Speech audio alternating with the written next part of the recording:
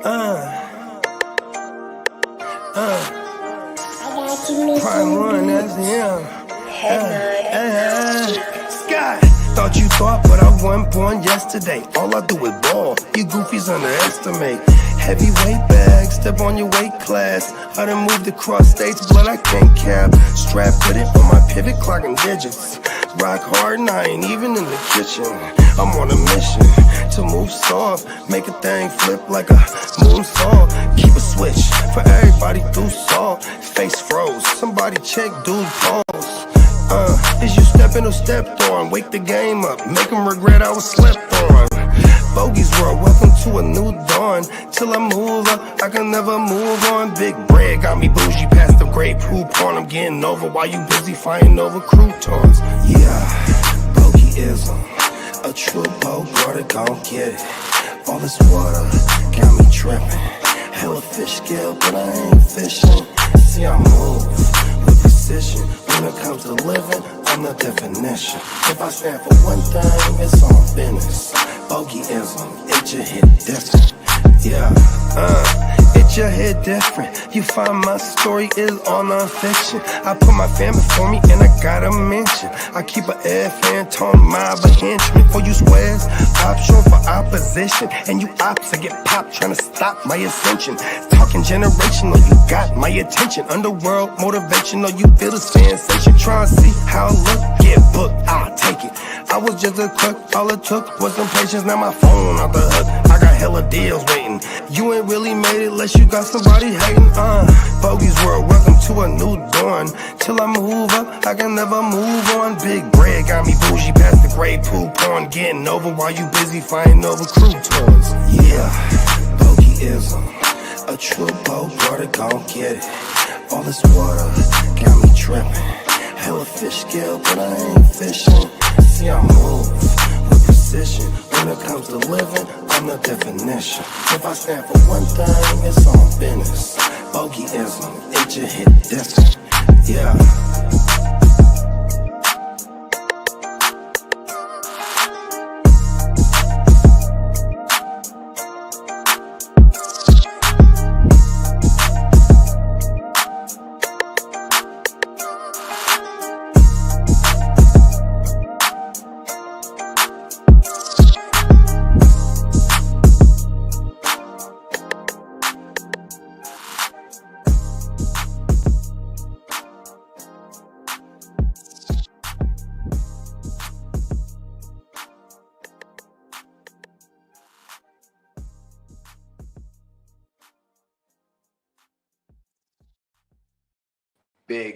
Big bong.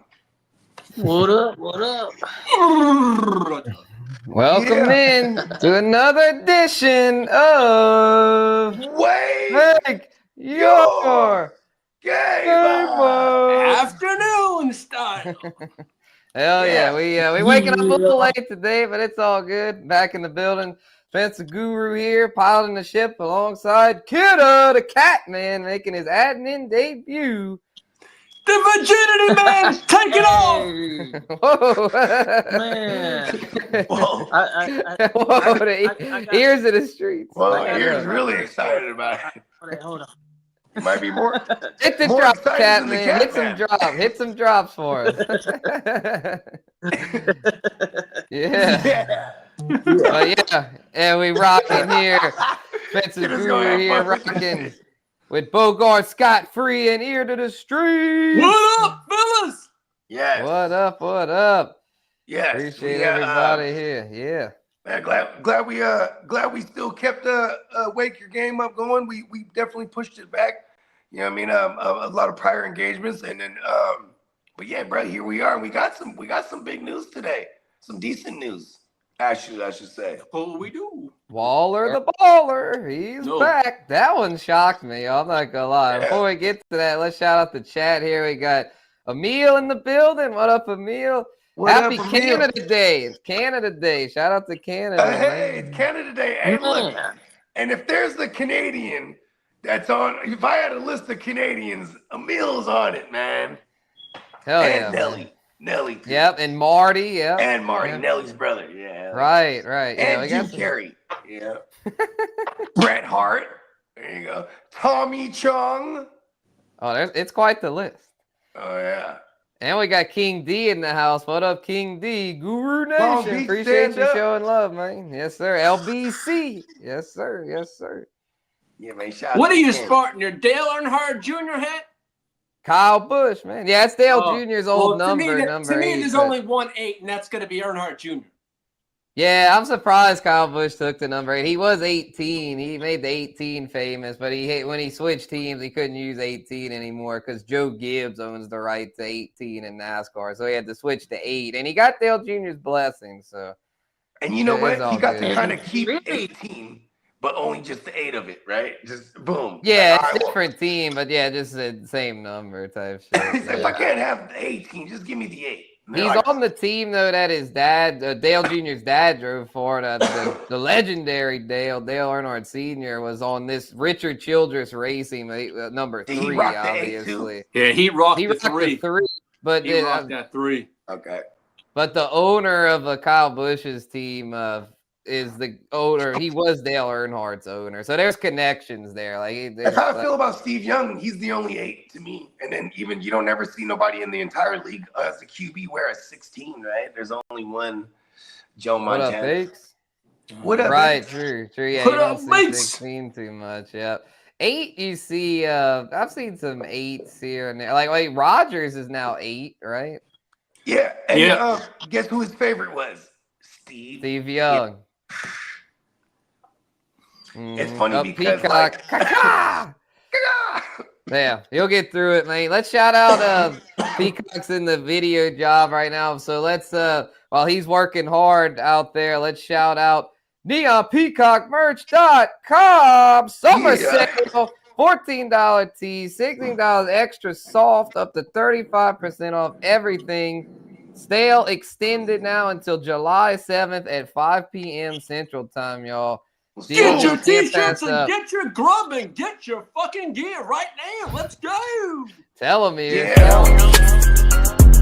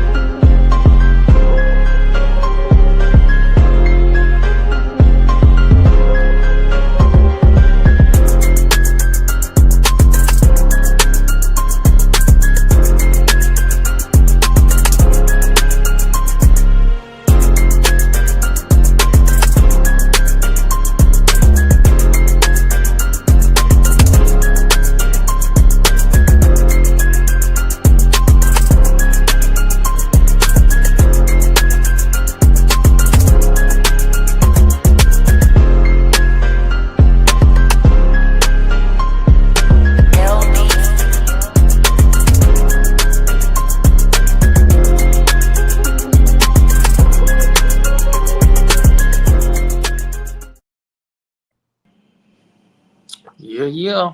That joint goes hard, y'all. Yeah, Huge that's sales crazy. extension pause from the man himself. Just go right here and get your merch.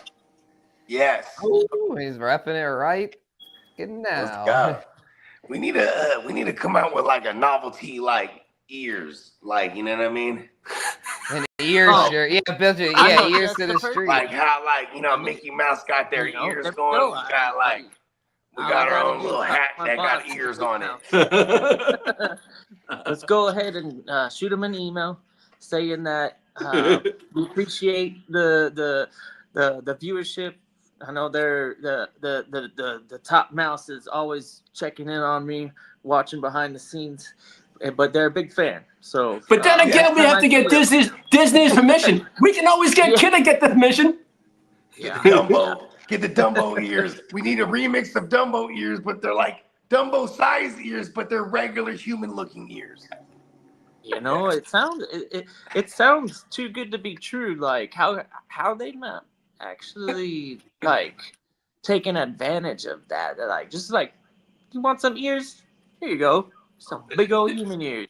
Yeah. It's like don't they have one of the dwarves in Snow White? Isn't he known to have like Yeah, kind of Dopey. like big ears? Dumbo. No, No, his name was Dopey. That's the elephant. Dopey. Yeah, Dopey? the elf Dopey had the big ears. I feel like they were like obnoxiously big, but they would be great for a set of ears. He was the only non-bearded one, huh? For these ears on the streets fans, the truthers, Yes. all the subscribers. Yeah, and Ghost Monkey says, "What up? Appreciate you, Ghost." Darren Waller to What up, Miami. Ghost? What are they doing? LOL.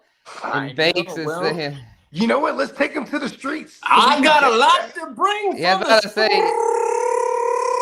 streets.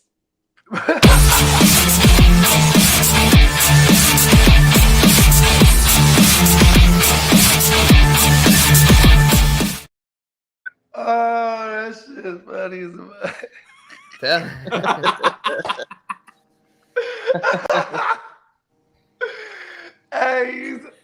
as it's just crazy because he's just like this naturally. I love it. There's only one of one. Here, You we got it streets is a one of one. Damn it. You fucking There's head, no motherfuckers. Let's AI. fucking go. No AI here, y'all. We are 100% organic. That motherfucker just turns up. We are 100% It's like organic. he's like Only a on white the influence, GWN, white y'all. It's all organic. But let them Well- know, Ears, what you got for us. Well, the Steelers and the Dolphins did a blockbuster yesterday. Jalen Ramsey is heading on over to Pittsburgh. Well, in return, the Steelers traded Minka Fitzpatrick back to the Dolphins. And the big one, pause, was the Dolphins traded Jonnu Smith to the Pittsburgh Steelers. Yeah, that's the big one for fantasy. And there was a I like seventh this. rounder in return. And also in that one, the Dolphins picked up $3 million on Ramsey's salary to facilitate the trade with the Steelers. You remember when Arthur Smith was the head coach of the Falcons? He had Kyle Pitts over there. He brought in Jonnu and then used Jonnu. You know why? Arthur Smith, if I remember correctly, you look back at his coaching history. He was with the Tennessee Titans as the tight ends coach, and they drafted Jonnu. And then life after Matt LaFleur takes the gig with the Packers, he becomes the OC for the Titans. And he never could get Jonnu really going because they had Jonnu blocking and shit too, or he would be just hurt. Like he never was like the healthiest guy. But then he ran around. I think he did the New England thing. Remember, he got a bag over there, right? Was it New England? Yeah, they brought in him and Hunter Henry. Yeah, they gave him a 2-year then- bag, technically. And then then he gets cut, and then the Falcons swoop him, and he had that one little 8-week stretch or whatever it was back in 2022. I think it was 23. It might have been 2023. Yeah, 23, Yeah, I think, with 23. Miami. Yeah, it was just like, with No, Atlanta, yeah. excuse me. That's what Atlanta. I meant to say, Atlanta, because he went Yeah. to Miami last year as his first year. Yeah. And The he, Atlanta season, yeah, that was right. Yeah, because he had gone to New England for 2 years after his 4 years in Tennessee after his rookie deal ended. And he didn't really do But he had my signed a point pretty is, good contract with New England. He was a he's back with free Arthur agent Smith. though. bust. Right, he was a free agent bust over there, but then he reunited with Artie Smith in Atlanta and had a pretty solid season because no one expected anything out of him playing behind Kyle Pitts. And then he goes to Miami and has a Pro Bowl season, 88 catches, 884 yards, 8 tugs, a top 5 tight end season. Elite tight end one, especially down the stretch, because Tua, after all the concussions, was just throwing Top short. He finished top 5 at the position, I'm pretty sure. After Maybe Pittsburgh, even top 3. after Pittsburgh acquired Jonnu Smith, they gave him an extension of $12 million. For one, Good for him. through 2026. Yeah. Yeah. And Now- and he's immediately gonna know the system, right?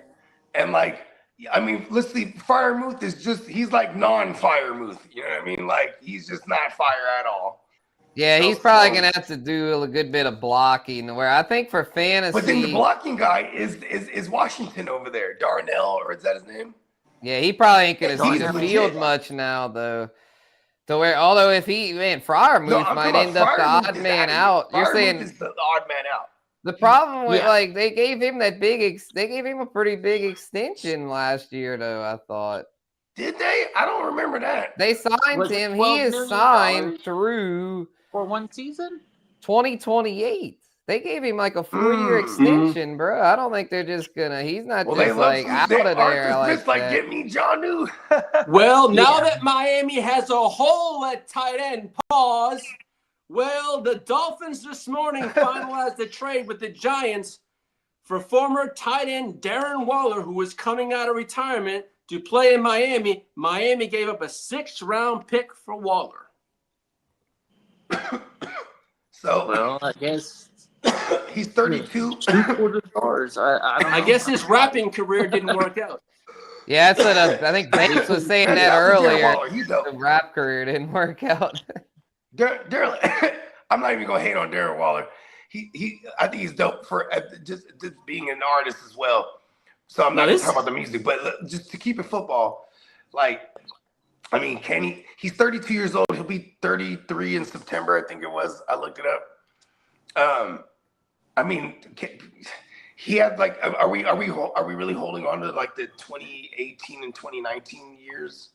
2019, Yeah, it's been 2020. a long time since he was like fantasy relevant in single tight end leagues. I mean, he could maybe catch on as like a flex in the like the deep like tight end premium joints, but yeah, I doubt he's gonna really like be what he was back in the day. Although Miami's offense now is like pretty tight end friendly, as we saw last year, and with Tua throwing short, like I mean, maybe we'll see Waller have some strong weeks, but I just don't trust him to be like a consistent presence. I feel like they're gonna find a way to get Waddle the ball more this year. That was a problem last year for them. They didn't get Jalen Waddle the ball nearly enough. Where I think this year they're gonna make more of an effort to get it to Waddle, because Waddle's capable of catching a lot of passes. His rookie season, he caught over 100 passes. So Waddle's capable of being a shorter intermediate target. That's if Tua can stay on the field, though.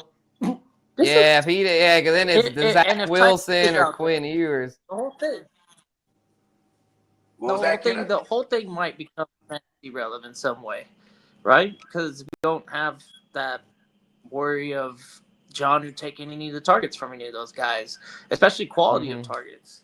Yeah, because You I'm know, not when really it scared of matters. Waller. And no disrespect to Waller, just when- that. And he hasn't been on football for like 2 years for real. Cause I mean, was it last year that he was supposed to be there, and then like he kind of retired out of nowhere? Was that just last year? That was, Yeah. yeah. And yeah. Well, Well, hold on, Lee. Because here's another thing: the tuna fish. What up, AJ? He had there it is. He had the lowest.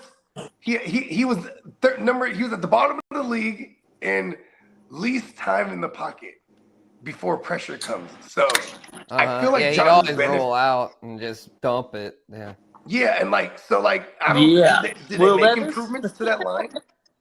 I mean, they lost Armstead to retirement. Yeah, they lost right? Armstead. Let me see what they got there at their line. They added James Daniels, it looks like, from Pittsburgh, who I think is okay. Yeah, they didn't really do much with that line. I think that line, although the right tackle's their main thing. Austin Jackson's the right tackle. I think he's a pretty good right tackle. He's on protecting Tua's blind side. But yeah, they didn't really like sign like a high profile offensive lineman. So like, yeah, I'm not ball's sure what coming to out quick, expect baby. over there.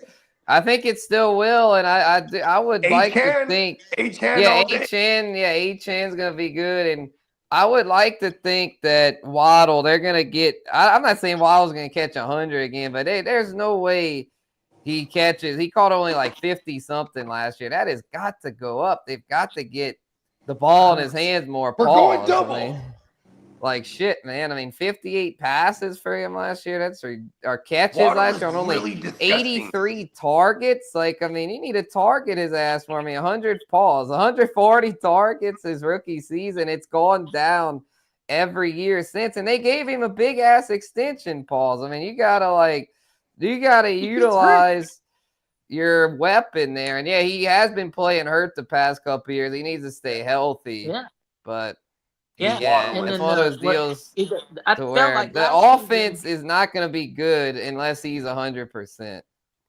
you get last season, and I know we don't like to. I have a short memory, but last year it seemed like it was one guy, and then maybe it was the next guy. The week later, it'd be Jonnu for like 3 weeks in a row, and then maybe Tyreek has like one game Tyreek left, shows and up in then the championship game. Waddle Shout gets out to hurt, and he's him. not available, and then it's nobody. I bet you nobody can even remember the last time they were on the field together playing and being fantasy relevant. It's been a long time since both of those guys hit on Been a fantasy. while. Yeah, that's what I'm thinking. Like, and Emil was saying, especially if Tyreek gets traded, he might get traded mid-season. You never know, especially if they get off The to a problem bad with Tyreek, start. who wants him?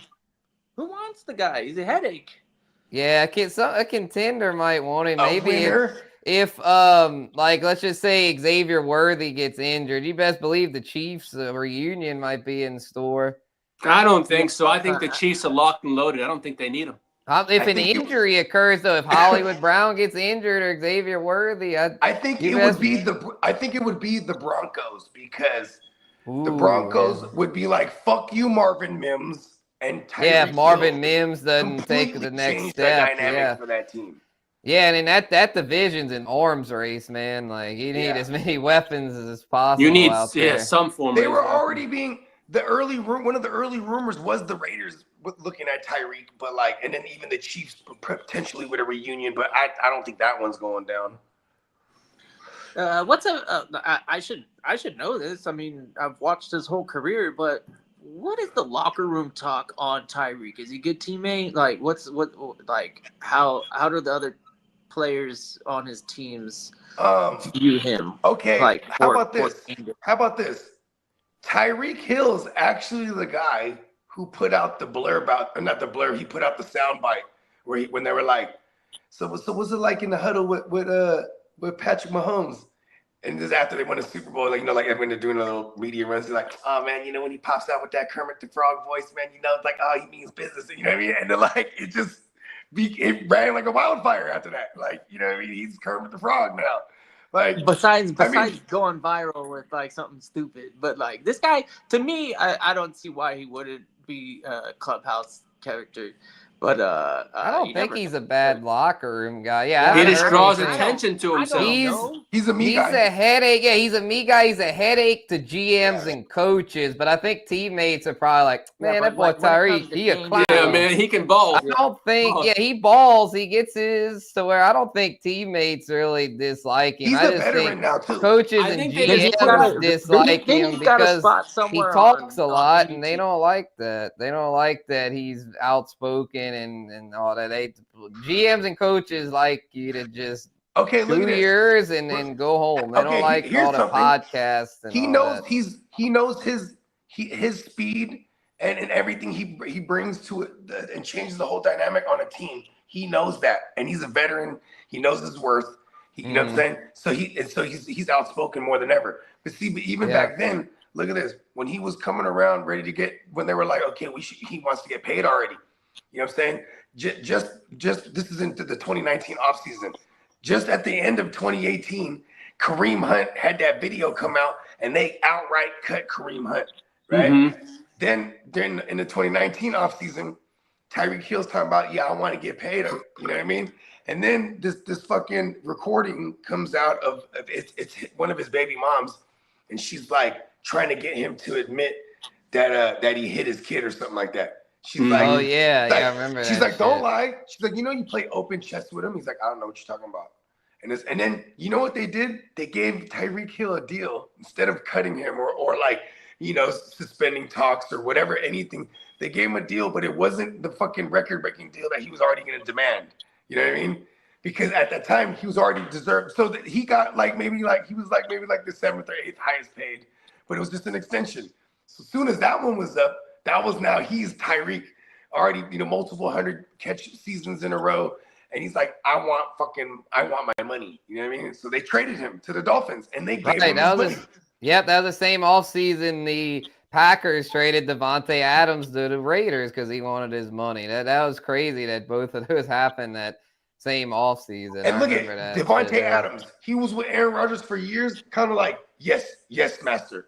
You know what I mean? Yes, look, my apprentice, just stick with me, shut the fuck up, and we're gonna be all right. And then, like, you know, now it's like all these talks, the master's about to move on, or is he gonna retire, or whatever. And Devontae's like, look, I want to get my bag, and I need to get it somewhere. Yeah, and where I go still back get- out west. Yeah, well, Yeah, he's like, I need somewhere with stability. And then he goes to the Raiders. Yeah, I was about to say, And they trade he reunites with Derek Carr. Because that's actually his boy. It's like Derek Carr actually has one person in the world that loves him. You know what I mean? And that's Devontae Adams. And so he's like, because Green Bay offered him the same money, but he's like, well, I'm going to take the money here. And if you guys are just going to move on from Rodgers or vice versa in another season, he said, I'm going to go link up with my boy. And then ironically, they give him the boot a year later. How fucking funny. And then he gets paired up with porn star Jimmy. And that didn't go well. That didn't go well at all. and here's the thing, too. When it came to just football-wise, it didn't work with Jimmy because Jimmy can't throw outside the numbers. He can only he can only throw between the hash. You know what I mean? He's that type of quarterback. You know what I mean? And for what it's worth, like Adams was getting beat up playing for Jimmy. He's like, this guy's gonna get me killed. This motherfucker's gonna kill me. Like on that, because he was mic'd up all season on the Netflix receiver that year, and he was like, he was losing his shit that season. Like he was like throwing his helmet and shit. He was having like a mental breakdown playing with Jimmy, bro. Think about that though. At that point, he's 8 years into his career. He thought he was going to reunite with his boy and play for his favorite team as a child. He's from the Bay. Right, yeah, he's from the Bay. He's from Palo Alto. He's from EPA. Yeah. So he grew up, but he grew up a Raiders fan. So and then they ship him off, and they ship off Derek Carr. So he's hot about that. And then now he's going on podcasts. He's on Shay talking about, you know what? I know I'm one of the best. You know what I mean? Like I can't be in this fucked up situations. Blah blah blah. You know what I mean? Like it wasn't just about the numbers. Now he want to go win. You know what I mean? So he should have just stayed in Green Bay, bro. He should have just trusted the process there. For real. Because that organization, I mean, I know he kind of let his heart, I think, outweigh his head in the sense that his heart was telling him, so your childhood team, you go play for them. I feel like Derek Carr was his best. It's like they're really good friends, but Derek Carr is the bad friend in that. Was probably saying Derek Carr, fuck you, bro, you gotta come over here, bro. I'm telling you. If we got it over here, he's like, who's over there? Josh McDaniels? Yeah, bro. Come on. I'm telling you. It's like he had a best friend. That tells you the party's popping, man. They got all the bitches out here, man. Come on, come to the party. Well, I'll be at Bible study, but you just listen to all the bitches. Well, when you're in Green Bay, you're only focused on football, so to speak. You're in like the Antarctica of that's like a football bubble. Yeah, that's all they live, really. Eat, sleep, and breathe football out there. You know what I mean? Like 100%. I mean, that's like football. That's like the like the NFL, man. Take the Mecca pilgrimage, take a pilgrimage to Lambeau. That's like the most iconic stadium to like go take a pilgrimage to. Like they get a bunch of tourists in the off season, like go and tour Lambeau because it's like so iconic. But I think we were talking about I guess the Waddle shit. Peacock, when's the last time he played a full season? It was 2022. He had a really good season that year. His first 2 seasons were really strong. His first season he was a PPR monster, and then his second season he evolved more into a field stretcher. But then his third season, when they got Josh McDaniels. They got Josh McDaniels in his. You mean Mike McDaniel? Yeah, they got McDaniels. Okay, I was about to say. Okay, McDaniels here. No relation. It's spelled different. McDaniel, Josh is with an S, and Mike is with no S. It's just McDaniel. It's McDaniel. So it's not. It's you know what? It's more like a McDonald's thing. Then you know what I mean? Yeah. Anyways, But I think that was the first season with McDaniel, 2022. So he became more of a field stretcher that year. And then he was still pretty good in his third season, but he missed 3 games And in last season, he only missed 2. Oh but he shit! And just, that third season, I think Tua led the league in passing. Was it? Yeah, I think so. 4,500 yards. yeah. And then last season, he had a couple good games, but man, he just like overall last season trash. In a field full of beasts, he is the penguin. Well, Did several teams have reportedly been having discussions about making a run at trading for Steelers outside linebacker T.J. Watt. That's bullshit. They're not trading. Hey, him. he's excited about that one They're because not the Chargers trading are him. on that list. Because the Chargers are the See, I team knew it. to He watch. didn't just motorboat They're not. DJ Watt for no reason. Well, no. we got 110 fucking million He's reasons just to a destroy. motorboating TJ Watt. Get y'all brought Khalil Mack back, and But y'all he's got that. retiring, motherfucker, next year.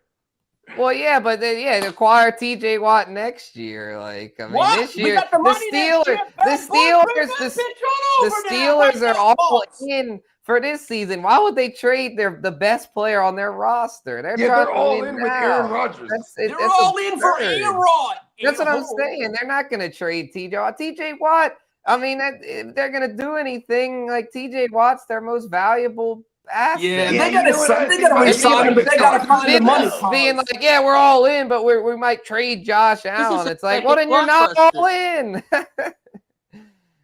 So yeah, This would be that blockbuster, blurb made so absolutely no sense to I me. think he's Speaking taking of the contract, team that there's a is significant chance gap of that remains in contract talks between the Commanders and scary Terry McLaurin. A significant gap, they're saying now. It is a large gap. Pause. I mean, New England.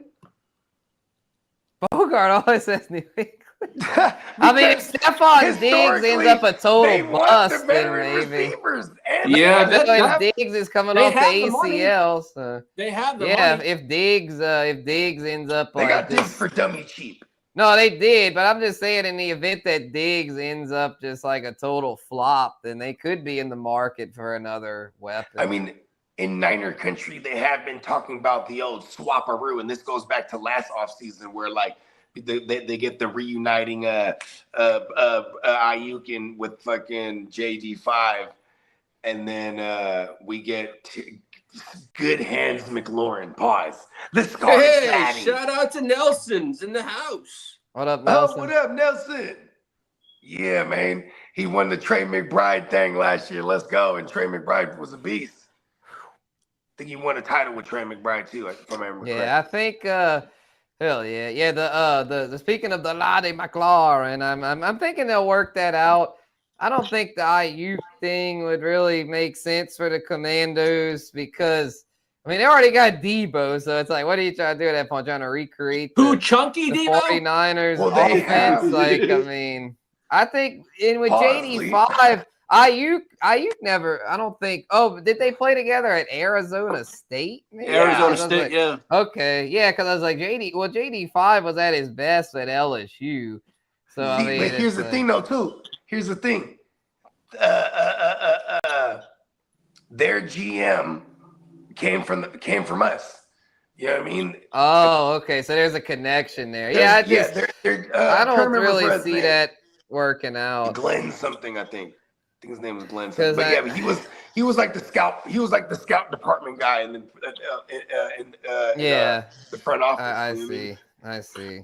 Oh, Well, no, he was yeah, the player personnel guy. I There you think go. the thing with the Sculptors Laddie is that, like, man, him and JD5, like, they had a pretty strong connection last season. I don't think JD5's going to want to go into next season with, I mean, if they get Ayuk, if this would happen, then that would mean Ayuk's probably going to miss the first month. That would mean Debo, an allegedly overweight Debo, would be his number one. And I mean, Ertz is solid, but long in the tooth. So I just don't see that making sense. Like, I think they'll work something out with McLaurin. I just think that's like, I mean, we had the same shit. I think it's for more money. That's all it is. It's with CD Lamb, if y'all remember. Like, we were dealing with this with CD Lamb, and but that's how these agents do. They push it to the end to try to squeeze as much money out as they can. Pause. And it's like, you know, a lot of times this shit doesn't get done until like August, beginning of the season. something. And I mean,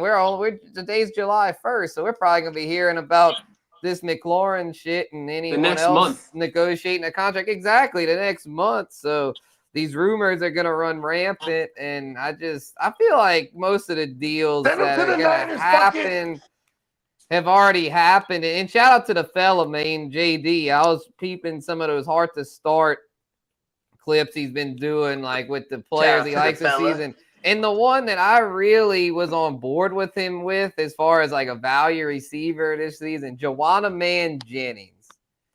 Jennings. Like, I haven't done that many mocks yet. I need to get back on the saddle here. We're in July now, so I've been late to the party this season. But Joanna Man Jennings just screams value to me, because the first half of the season, I think him and the Brock are just going to really kind of in a way be forced to link, you know, early and stuff, because he's going to be all he's got. And then I think even when Ayuk comes back, I mean, Ayuk's is a good target, but he's not necessarily a target hog, like to where I still think Joanna Man is going to be like probably the top target. I mean, yeah, Ayuk will probably get more of the deeper and the higher value targets, but Joanna Man for PPR, bro, I think he's in a strong position to succeed this season.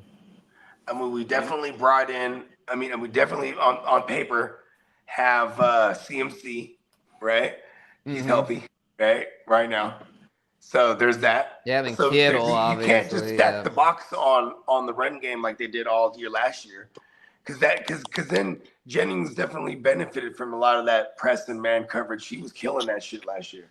You know That's what I'm saying. He's just the latest in the long line of. I was just thinking that, man, the Shanahan system, bro. It's like a lot of times the receivers don't do a whole lot their first year or two, but usually that third or fourth season, bro. Like last year, it was Jennings' fourth season. I mean, he had damn near 1,000 yards, 6 tugs, 77 receptions, and he missed 2 games. And they had games where he wasn't really the focal point. So in the games in which he was the focal point, bro, he was a baller. He had 5 games last season, 2 of which occurred down the stretch of the last games of the season, in which he had double-digit targets. So he was showing, and he had 2 games in which he caught 10 or more passes to where, and then one of those games was that game against the Rams, week 3, he caught 3 tugs, and then against the Seahawks in week 11, he had 10 for 91. He went crazy in the Super Bowl. He went crazy against the Bears, 790. In the actual Super Bowl? Oh, yeah, that's true. Yeah, he flashed there. He showed he could do it in big moments, and I think that's when, that's what, like last season, he was one of those dummy cheap sleepers that you could get like hella late, where this season you're not going to get him that cheap, obviously. But I'm going Jennings, bro. This is a good question from Nelson. Jennings or Ricky P? I mean, yeah, Ricky P is intriguing, but like I just said, Shanahan receivers don't tend to blossom until their 3rd or 4th season. Yes, Ricky was a first rounder, and he might have a nice season this year, especially if Ayuk struggles to get I think they're gonna going after the injury, but I just don't see Ricky being ahead of Jennings in the pecking order. I think Jennings is going to be the target, and Kittle's still there, obviously, who's a great receiving option. And CMC will be back. And I do want to say, like, when you look at Kittle's, Kittle, he barely has a 50% rate when it comes to routes per drop back. Right, so he's just mad efficient. Yeah, but he's out there blocking, so he's out. He's there always on the field. Yeah, he's always on the field. Yeah. But here's the thing: they brought in Luke something or the other. I forget his name. He's a tight end from Jacksonville. Yeah, Luke Farrell. Yeah, and like this guy's. They gave him a pretty decent bag. So like, I do like. Yeah, I run a good bit of 12 personnel. Yeah, and like, so because Ricky, he should be the guy that absorbs all the short passing game, but then at the same time too, he was killing when he finally did get on the field. He was killing man and press, so like he can play on the perimeter. So like I feel like he's gonna be. But here's the thing with the Niners offense. Period. It's like what is the ceiling for any of those guys anyway, as far as reception goes, with like 70. You know what I mean? Jawan I think he had over 70 last season. Yeah, but I'm just saying. I think Jawan definitely has. He had 77. I think Jawan, if healthy, he could catch 90. I think he could definitely catch 90. So for Ricky, I think Ricky lives in like that 70 range. Yeah, 70 to 80. His ceiling's probably be 80. Yeah, but I think with Ayuk coming back, like someone's gonna get shuffled out. Yeah, like the good thing with the Niners, is that it's like whoever's starting for Shanahan, that's who's getting the ball. Like that's who's getting the ball. Whoever's whoever. I do want to say the Ricky main got guys shot. I just want are. to remind anyone he got shot last year, and when he finally got on, he started flashing. So I do like Ricky, but I just have an expectation like, okay, he's like a 70, and I think in his upside this year, as far as receptions, it's like 70. You know what I mean? So if I get anywhere from 50 to 70, I'm happy because this is the expectation for me. You know what I mean? For Jawan, man, like it's a wide range of outcome for him because we don't know the Ayuk situation yet. You know what I mean? Because what Jennings is to our team when Ayuk is there is Jennings is the go-to on the third down look, bro. Like they call him third and Jennings in the locker room. You know what I mean? Because that motherfucker was just like 100%. Throw it to me on third down, but I got this. You know That's what I'm saying. He's really he's taken off. I think he was a UDFA, a 7th round pick in 2020. No, he was a 7th round pick, same year as Ayuk.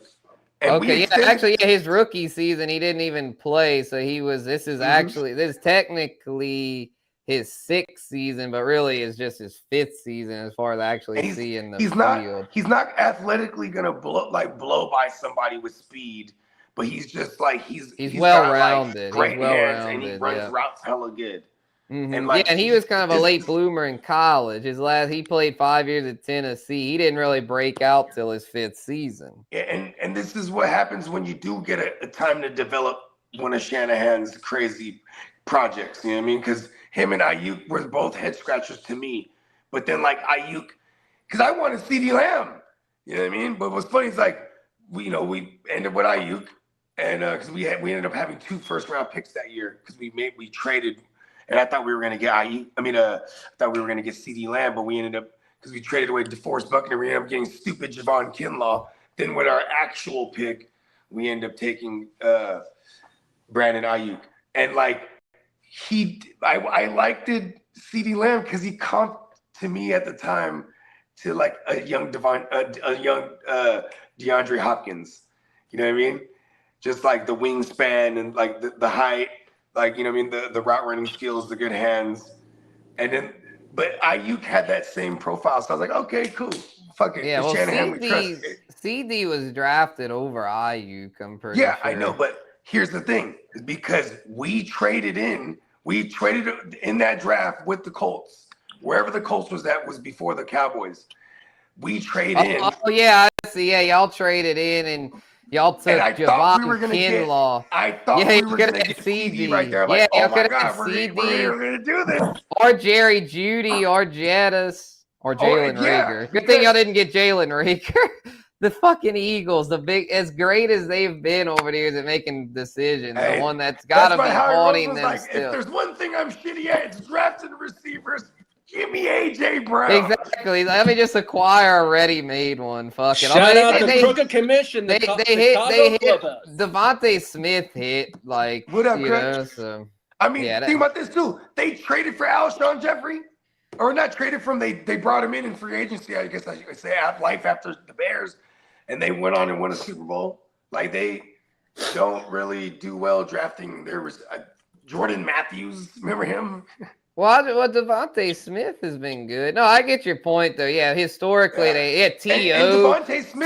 they brought in, historically, they haven't been all that great at developing. Think about this. The Devontae Smith one, too, that's how dope Howie Roseman is. Because he's like, what do you want to do? He's like, get my boy.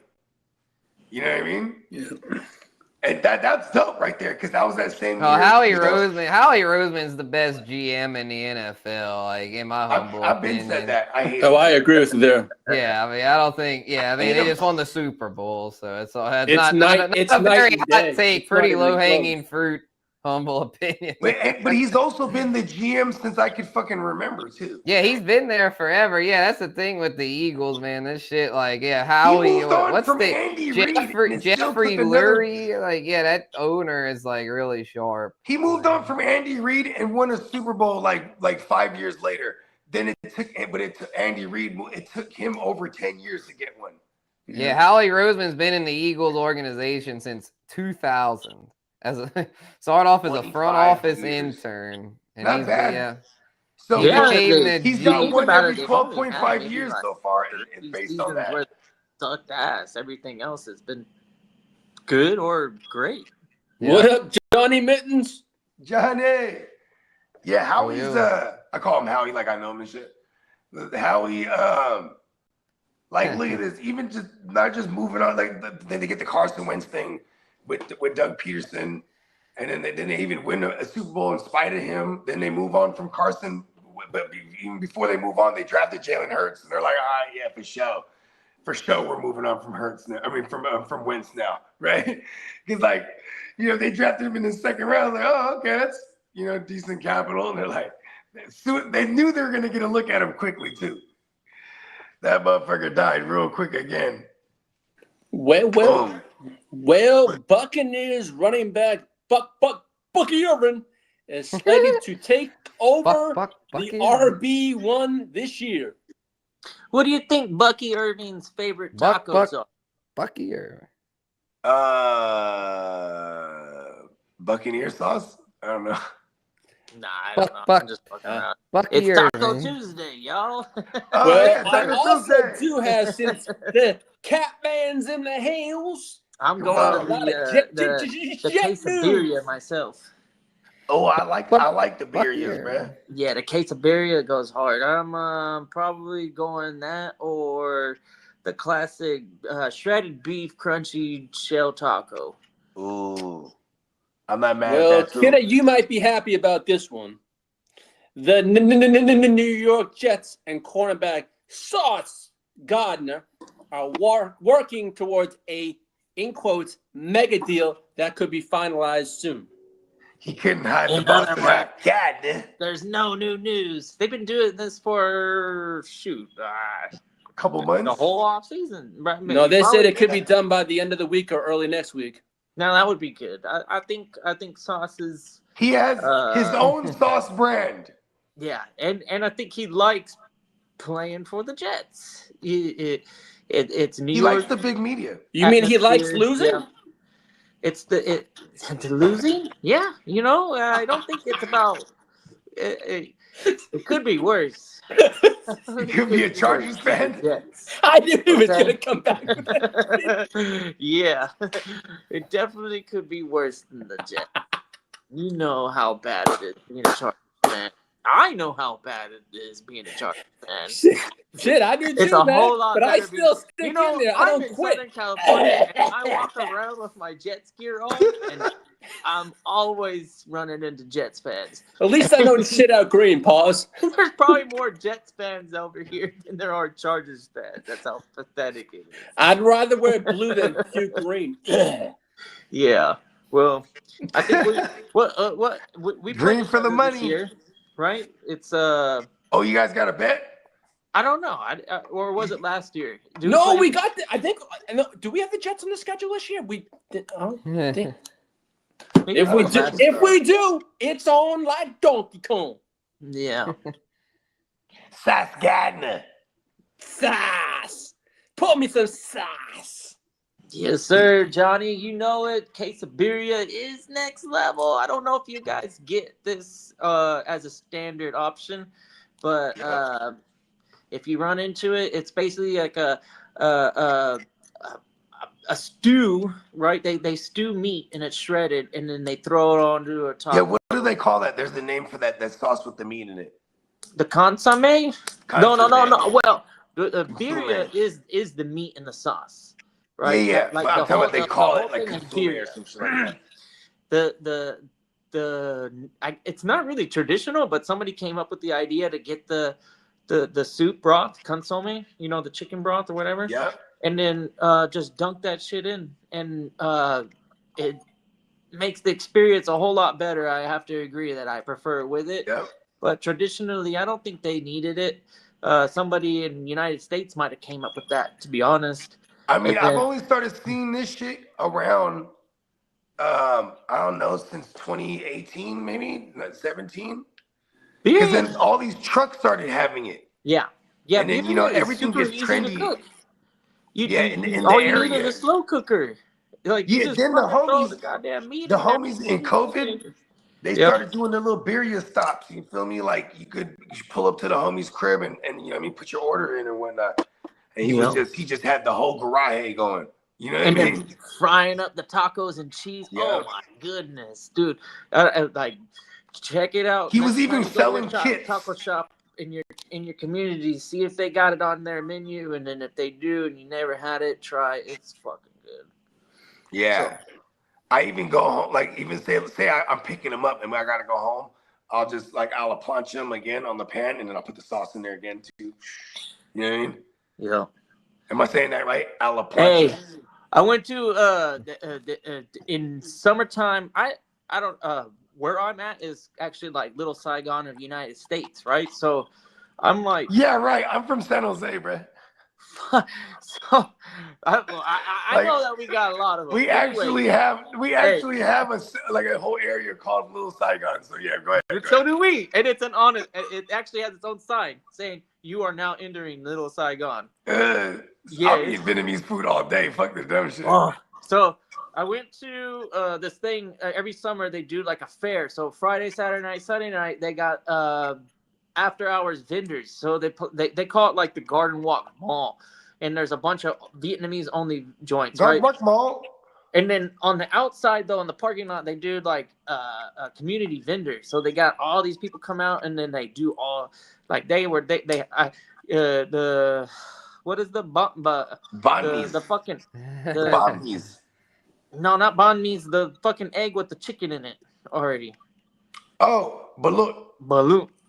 So they had. Hey, it's fire. They had I ain't fucking with that, bro. Hey, The look, balloon just don't was- look at The it, balloon bro. was crazy though. Just don't Everybody and look their at mom it. was like inside the egg with their little fork, like chewing this like half Just don't developed look at it, bro. embryo. Throw some salt, throw some hot sauce on that bitch. So I ate the. They got a couple soups, and these aren't soups that you would go to your fuss shop and get. These are traditional like home cooking types of dishes. These are like the egg soup, like the egg soups, right? There's this one that my girlfriend, she's Vietnamese, so she Is it wanted the yellow noodles, the yellow noodle joint. like I don't know.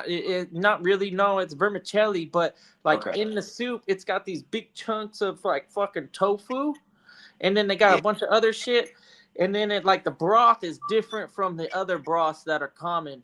It's not like a South broth or like so. In Vietnam, it's not you got see-through. Northern style and you got Southern style. You know, the American, we have the same thing, right? So Yep. they got the same shit. South style and North style don't taste the same, but there was this one little thing that she wanted that her mom makes, but restaurants don't make it. Anyways, it was a good time. It was weird, a lot of weird fucking food. And you know what they do? I didn't know, but they get down with the karaoke hard. Bro. It might be stereotypical to say like, oh, Asians and karaoke. But I never associated all. Well, here's the Asians thing. with Where I'm karaoke. from, look at this. Where I'm from, like the Asians, they kind of like it's like the trends. But before, like, hey, for example, everybody and their mama goes to like karaoke bars and like they'll have birthday parties and you have little rooms even, or it'll be like one giant joint with its main stage. You know, there's all different styles. But man, I can remember 20 years ago when they had shit like that, and I'd be like, "Where are we going?" Like, "Oh, we're gonna go to a karaoke spot." And we go there, and I'm like, "Oh, like a karaoke bar?" Like, no, like you get a room. I'm like, "What?" Oh, this is dope. Like, but see, now it's like a normal thing. So like almost like they were ahead of their time. even. You know what I mean? So I had battling stages of karaoke. One was just like all out like funk. Like I don't know if you realize, but like Vietnamese get down with like some funky stuff. Like I'm talking about like Motown style funk. Yeah. And then they got the other one where it's like 80s, like late 80s, early 90s, like pop music, electric, whatever, fucking like not quite disco, but the 90s shit that there was around, like they were getting down with that. And then Yeah, like the pop stuff. All the people knew these songs, obviously, because they're like singing them and they're dancing, and we're talking old timers and youngsters and everybody. I'm like, so like, I that's kind of tight, man. So I asked her, I was like, is this like the hit song in Vietnam or something? Like everybody knows this, and they're like, yeah, you know, this is like what we listen to on our radios or whatever. And I'm like, wow, like everybody and their mom knew this song, and it tripped me out because I'm just like, foreigner, you know, like what? Yeah, like, I didn't know they get down. I remember the song, but think about it. They come from a country where they controlled everything you heard too. So it's like, all right, boom. You know, so imagine when they got their hands on other shit from outside, from the Western world. You know what I mean? They're like, oh shit, bro. You know what I mean? And it'll just spread like a wildfire. Yeah, but this is like karaoke, not like they're not karaoke Michael Jackson and Prince and Journey. Yeah. They're karaoke like Vietnamese, whatever the fuck. Like yeah. That shit. And And then the beat and all that stuff like reminded me of, you know, popularized music from America, but it was, you know, totally different language, country, whatever, you know. And grandma and they're getting down too because they're getting a score. Like, okay, that's funny. Motherfuckers is trying to win that shit. The high score. A lot of barbecuing. Everybody cooks over an open fire. If it ain't a soup, but even like whatever the animal gives you, it's like Native Americans. They're the same way. They're like, oh yeah, give it. We know how to use all of this animal. All the pieces, yeah. Yeah, for sure. Old third world country shit, but then and they eat good, bro. Yep. See, I went to the 99 Ranch the other week, and I got a duck. Wow, they got 99 ranches down there. Yeah. So, well, because I'm like I swear I'm from the Vietnamese Mecca, so it's crazy. It's like, oh shit. I mean, well, because San Jose, I know Orange County, obviously where you're at. So San Jose, Orange County, I think like Vancouver, and then there's like Houston, Texas. Yeah. These are like outside of Vietnam. This is like where the most Vietnamese population is. You know what I mean? Yeah. This area, it's a little bit balanced, I guess, in certain communities. But like I said, you drive down the freeway and you're eventually you got a whole little Saigon. Let's go. Yep. Well, that's crazy. Before the Dolphins pulled the trigger pause on Darren Waller, they were calling around for tight ends. They were looking at Kyle Pitts and also Michael Mayer from the Raiders. Those are two good names to check in if you're a GM and you need help at tight end. Those are some names that those teams could be interested in offloading, and maybe you can get a super good discount because both of them were on rookie deals still too. Well, I know Pitts is probably only Pitts is on the last year. Pitts is on the last year of his deal. Fifth and final year of his Mayer, deal. The reports that I got out of the Oakland camp was recently they said that they wanted to get him more involved into the they did. They wanted to use a 2 tight end set. But you know how that goes too. It's like, yeah, we want to get him more involved, y'all. He's gonna. But if you remember, if you don't trade for him now, we're going to utilize him and we're going to beat you with Michael Mayer. I mean, they could be just trying to shine him up to flip him. You know what I mean? Yeah. Listen, bro. Michael Mayer's gonna be that motherfucker this year, bro. We're gonna call him motherfucking Mayer. That's what we call him. And then they say, "Oh man, what y'all want from y'all got Brock over there?" Yeah. Well, remember, the Cleveland Browns are not expected to trade Shedeur Sanders before week 1. I love how they're specific, huh? We're not expected to trade him before week 1. But why would they though? They got a super discounted version of a guy who. What up, Albert? What up, Albert? He could be a crazy discount if he ever pans out, and he's gonna be. And that town. It's so funny what's happening with that town because the Deshaun Watson thing, and then even before that, they had Baker who got him into a playoffs and won the game. So now they're back in purgatory again. He's gonna be viewed as like a savior again. Just that alone, it'll sell tickets. So Well, they won't trade Shadori. the Pittsburgh Steelers remain interested in Gabriel Davis. I mean, shit. They're trying to go all in on for Rodgers, I guess. Gabe Davis is just a big body guy that could. Yeah, it's just a depth piece, I think.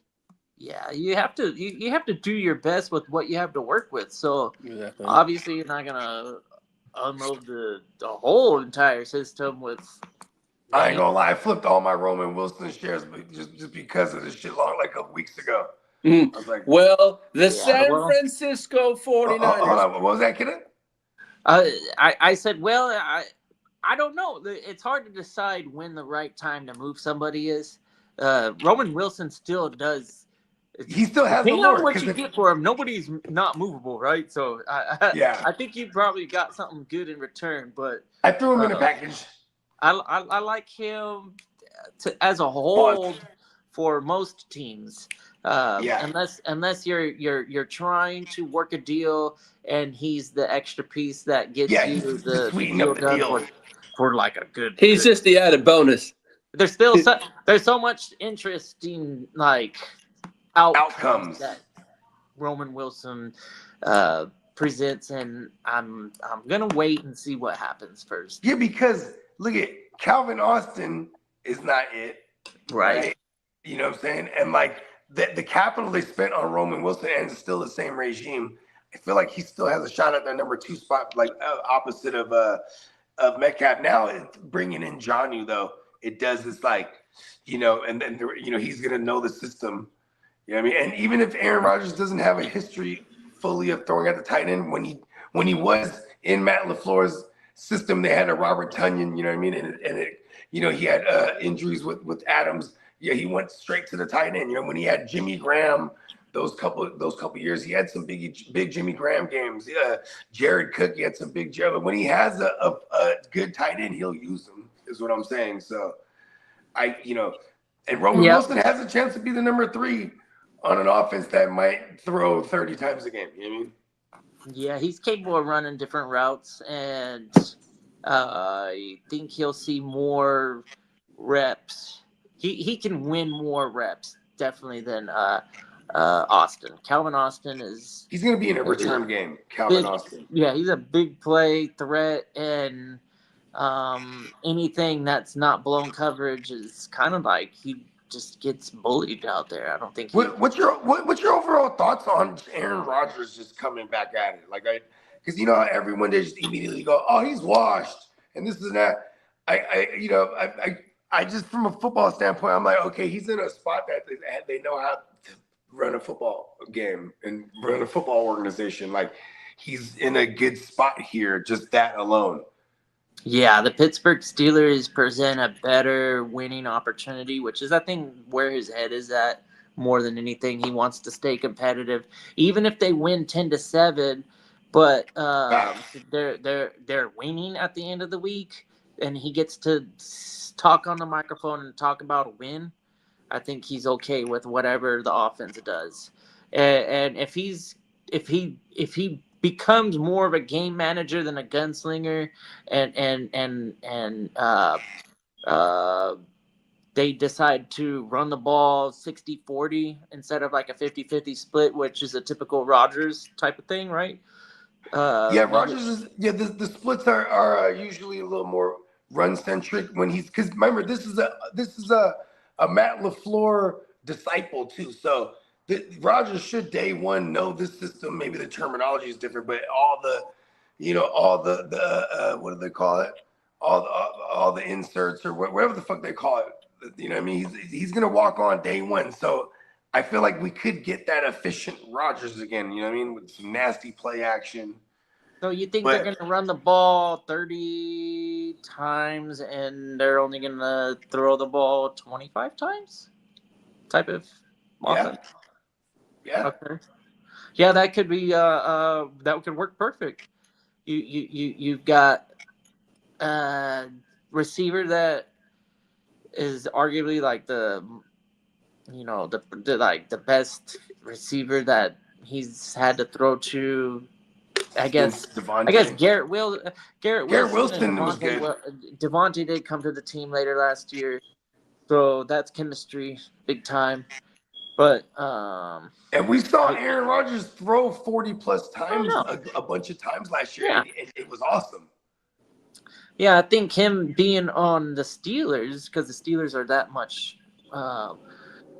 better at winning than the Jets, that he's gonna be okay. I do believe that And this I is think his last season. he though. can shoot it out. I think he can still shoot it out if necessary. It is a Super Bowl or bust season for the Pittsburgh Steelers.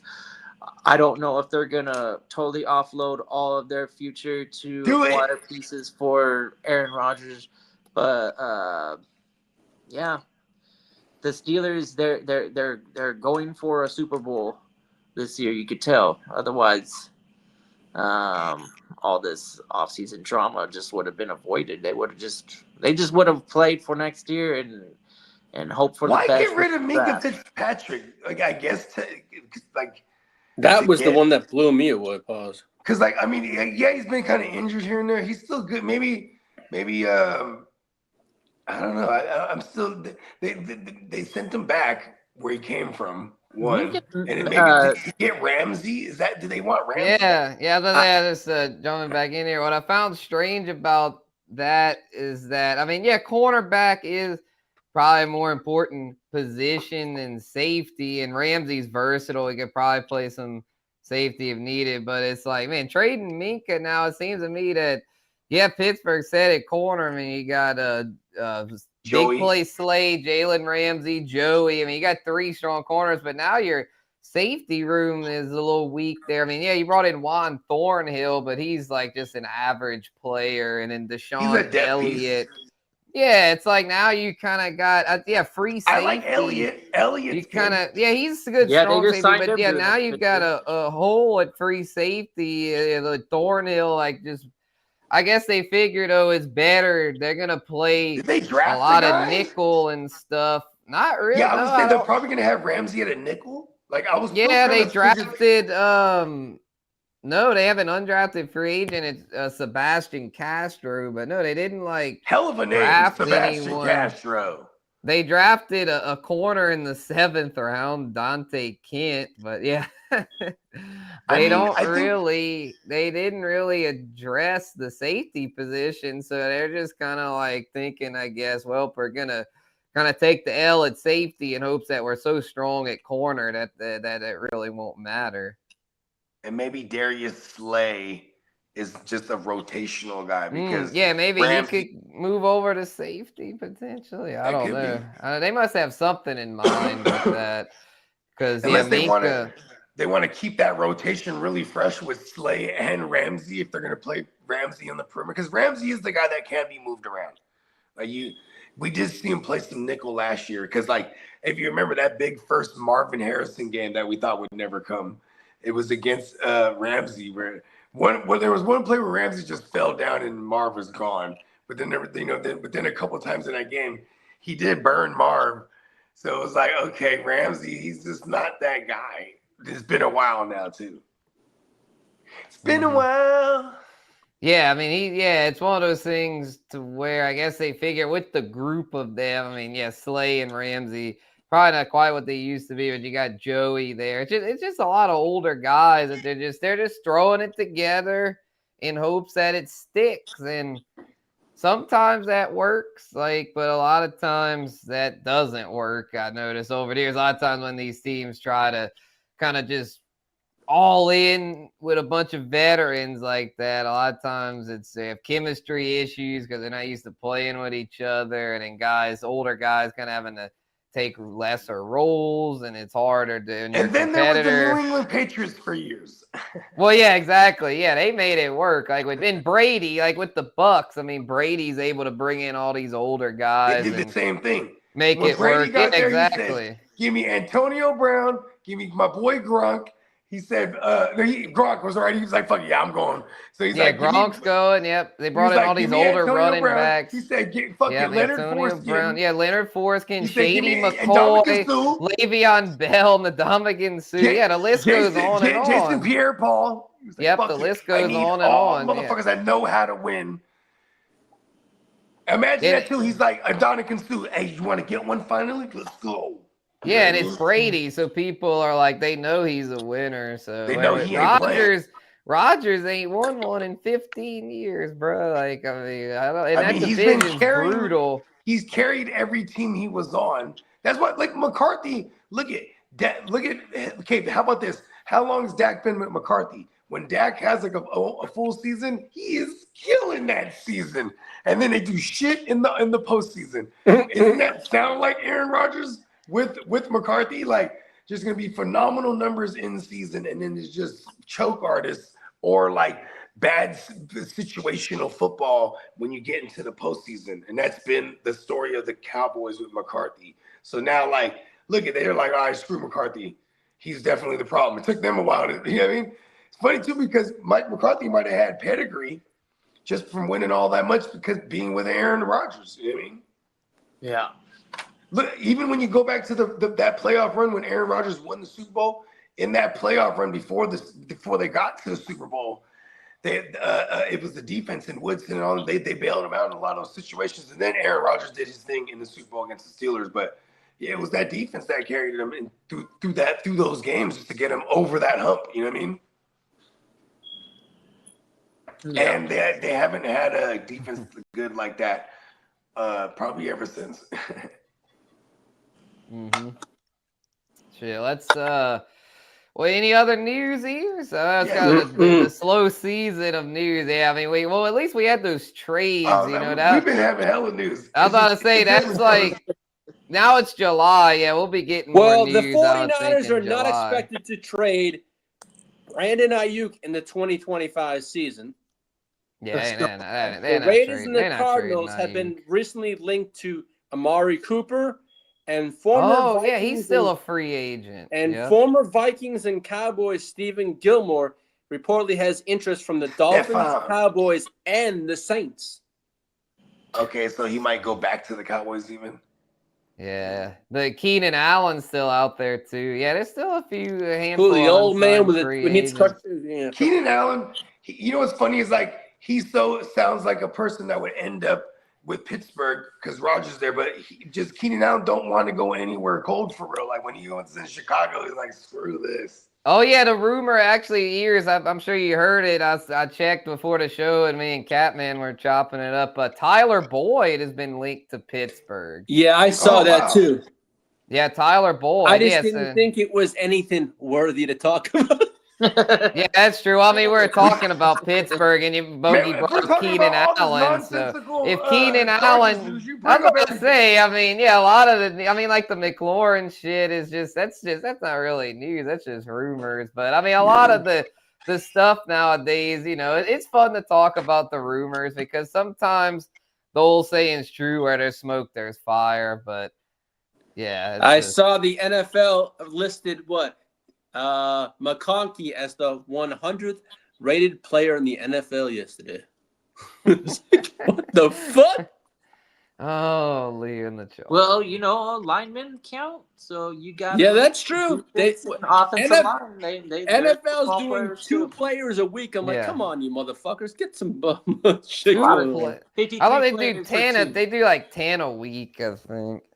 Yeah, that's we're what talking they about used to do. 53 times 30. So, whatever that is. Yeah, they not gonna have enough days to just do 2 a day. I don't think. Well, 50 days. So Spencer, how do your Saints look at quarterback? Do you think it's going to be Tyler the quarterback or someone else? Yeah, I think it'll be Tyler. I don't really see what else they can do. The Kenny Pickett shit, I saw that you sent that. That ain't happening. They don't want Kenny Pickett. Maybe someone that, like, you'd have to look at Kellen Moore's history. Oh yeah, that's why he was linked there, because he worked with Kellen Moore last year. That's what that was. Okay. Well, even with that being said, I still don't think that would make a whole lot of sense. I think the thing with the Saints quarterback room is that it's good to have an older guy in there, someone with some veteran, just just some years on them that knows the NFL. Because right now they've got like the youngest quarterback room in the whole NFL. They probably got the cheapest quarterback room too. And the cheapest, yeah. Now they got the cars bum ass out of there. So I think that they could maybe bring in someone that's just, look, we'll give them $3 million. Just be a mentor, like a Tannehill, a Carson Wentz. Like, just come in here, be a veteran, hold the clipboard, let Tyler start, and then if Tyler gets hurt, maybe he could. Although they got Spencer Rattler too. So I still say they bring someone in. Who that someone is, I'm not sure, but I think they're gonna bring someone in between now and week 1, some sort of veteran QB. Are we gonna get mock draft Wednesdays coming back soon or what? Oh yeah, mock draft. Yeah, potentially. I just gotta figure it out with my schedule for July doesn't look too crazy. So yeah, I would think it was Mondays. But yeah, no, or Wednesdays. Mondays or whatever. Wednesdays aren't gonna work. That's my pool league night. But yeah, Monday, maybe Thursday playmakers. We could do a mock here and there. But yeah, I'm gonna try to do like a Guru Nation exclusive here and there. So yeah, we'll it's been. I was hoping my vacation would bring me a little more clarity on what I wanted to do and stuff, but I was too busy exploring. Hey, which was your favorite ballpark? What was the best ballpark you went to in California? Oracle with Bogey in them, man. That place was incredible. Petco was really good too, though. Shout out to Kidda and the Padre. That Petco, bro. I'm sure you've been there before. That shit was legit. I love Petco. Yeah, I do too. Most people do. It's nice to see that our city comes out and represents our team, though. For the longest time, it was like the Chargers, where you'd see, half the fans were Padres and the other half were the visiting team. It's not like that no more. Even when the Dodgers are in town, we're still filling the seats with the brown and gold, and it's nice. See, Lee, that's why I dumped them, because the Chargers are so dumb and ignorant. All they had to do is provide a quality team worth watching, and San Diego would have went out 100% for you guys and been there, sell out crowds, buying your merchandise, doing everything to support the team we can, just like how you see they treat the Padres right now. It's a shame that they're up in. Yeah, Chargers, you backstabbers. You stupid assholes. I'm gonna send your 49 as a course, Bogey. So, all right, look, kid, if the Chargers, I'm just side busting. If the Chargers had stayed in San Diego, would you not have dumped them? 100%, yeah, they'd be my guys. Yeah, for sure. Okay, yeah. So when they moved, is when you dumped them. Why okay. I'm not a Chargers fan is because they left San Diego. Okay, that's fair. I can see that because I don't live in San Diego anymore, but it's still my hometown. So any professional team that I grew up watching would have been the team that I continued to cheer for. But when they dipped out after all the drama, it just wasn't.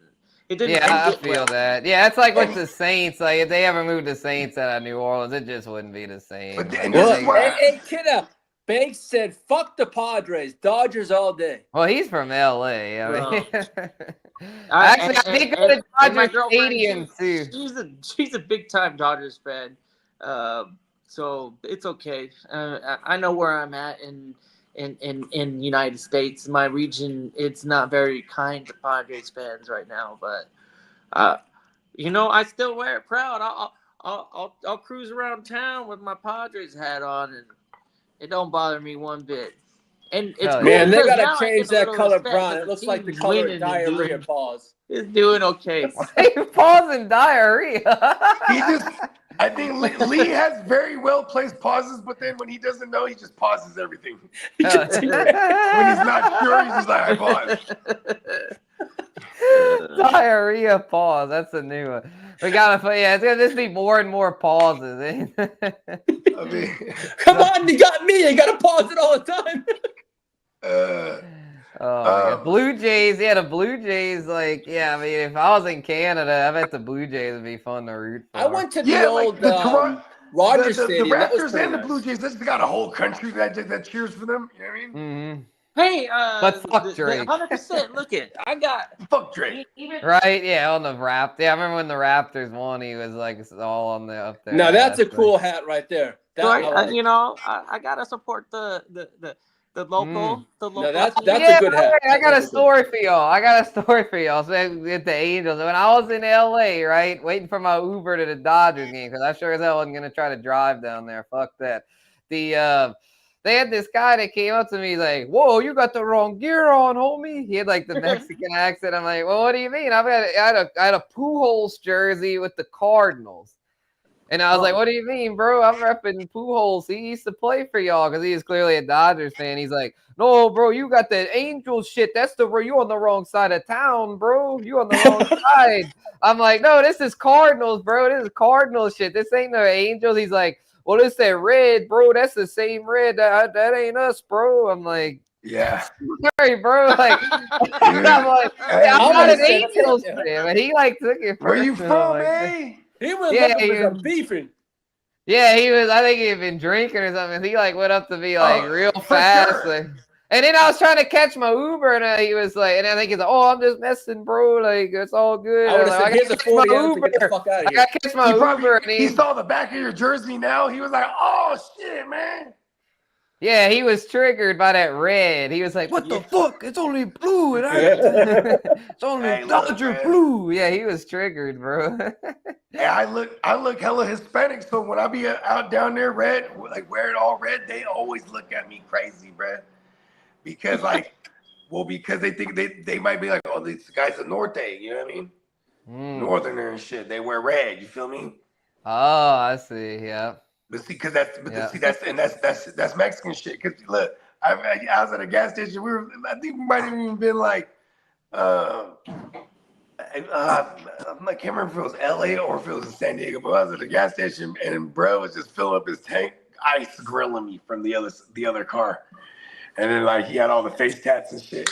And I just go, "I'm Filipino, bro," and he's like, "Oh." All right. And he just. But he was on me when he thought I was Mexican, though. I was like, "Oh, I'm wearing hella red, wearing Frisco shit. They don't like that shit." You know what I mean? Yep, Machado's been having himself a little resurgency. This season's been pretty impressive for his age. And How old is he now? Manny Machado is 32, 33. Yeah, well, actually, but he came into the bigs when he was like 20, 21. Yeah, I watched the video last night about like the decline of older hitters in baseball. There's just not many older you're driving hitters. the ball out of the ballpark now rather than getting on base. So we'll take the strikeouts, but the analytics say the gap shots and then the balls that go over the fence. That's how you're able to really do the damage to get a lead and win these games, especially when you got bullpens as strong as they are. Usually, with the upper echelon of teams, their bullpens are so dominant where even if one of the guys are off, as long as they have a 2 or 3 run lead, they'll be able to stay in it with the rest of the guys. And baseball is definitely different from 20 years ago. When I was rooting for Tony Gwynn, for example, that's the opposite. That guy doesn't exist anymore. Our batting titles are like 314. What was it last year? Yeah, let's say they got the guy. Y'all got the dude who's like the modern day Tony Gwynn. Was it Luis Ariz? He's just like a batting average guy. Not even any he will never hit 370. There's no way. He had that one season he hit like 340 at the 354. He hit 354 in 2023. Tony Gwynn's career, this is something that I know. He's a 338 career batting average.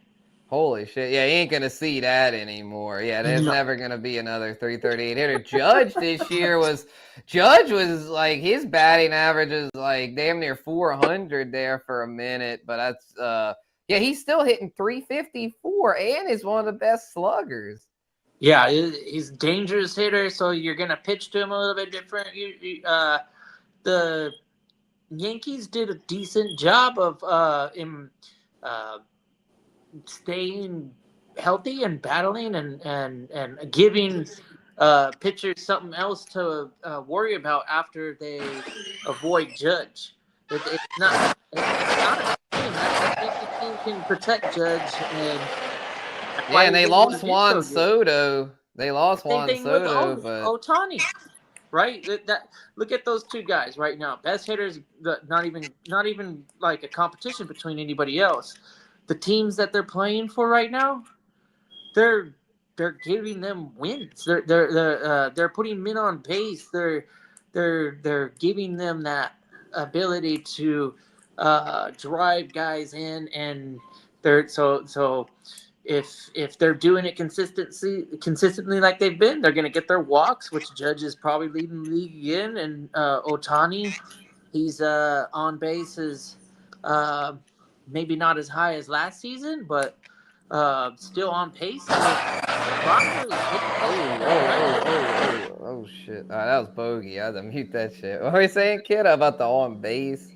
Yeah, Ohtani, don't you think that his on base is a little lower than it was last year? Oh yeah, his numbers I think have dipped a little bit this year. Just slightly in the power in the power department especially, but I think he had the generational season last year. I mean, he's still doing really well this year, but it's like, yeah, he's hitting 287. Well, he's got 29 bombs. He leads the NL in home runs. Yeah.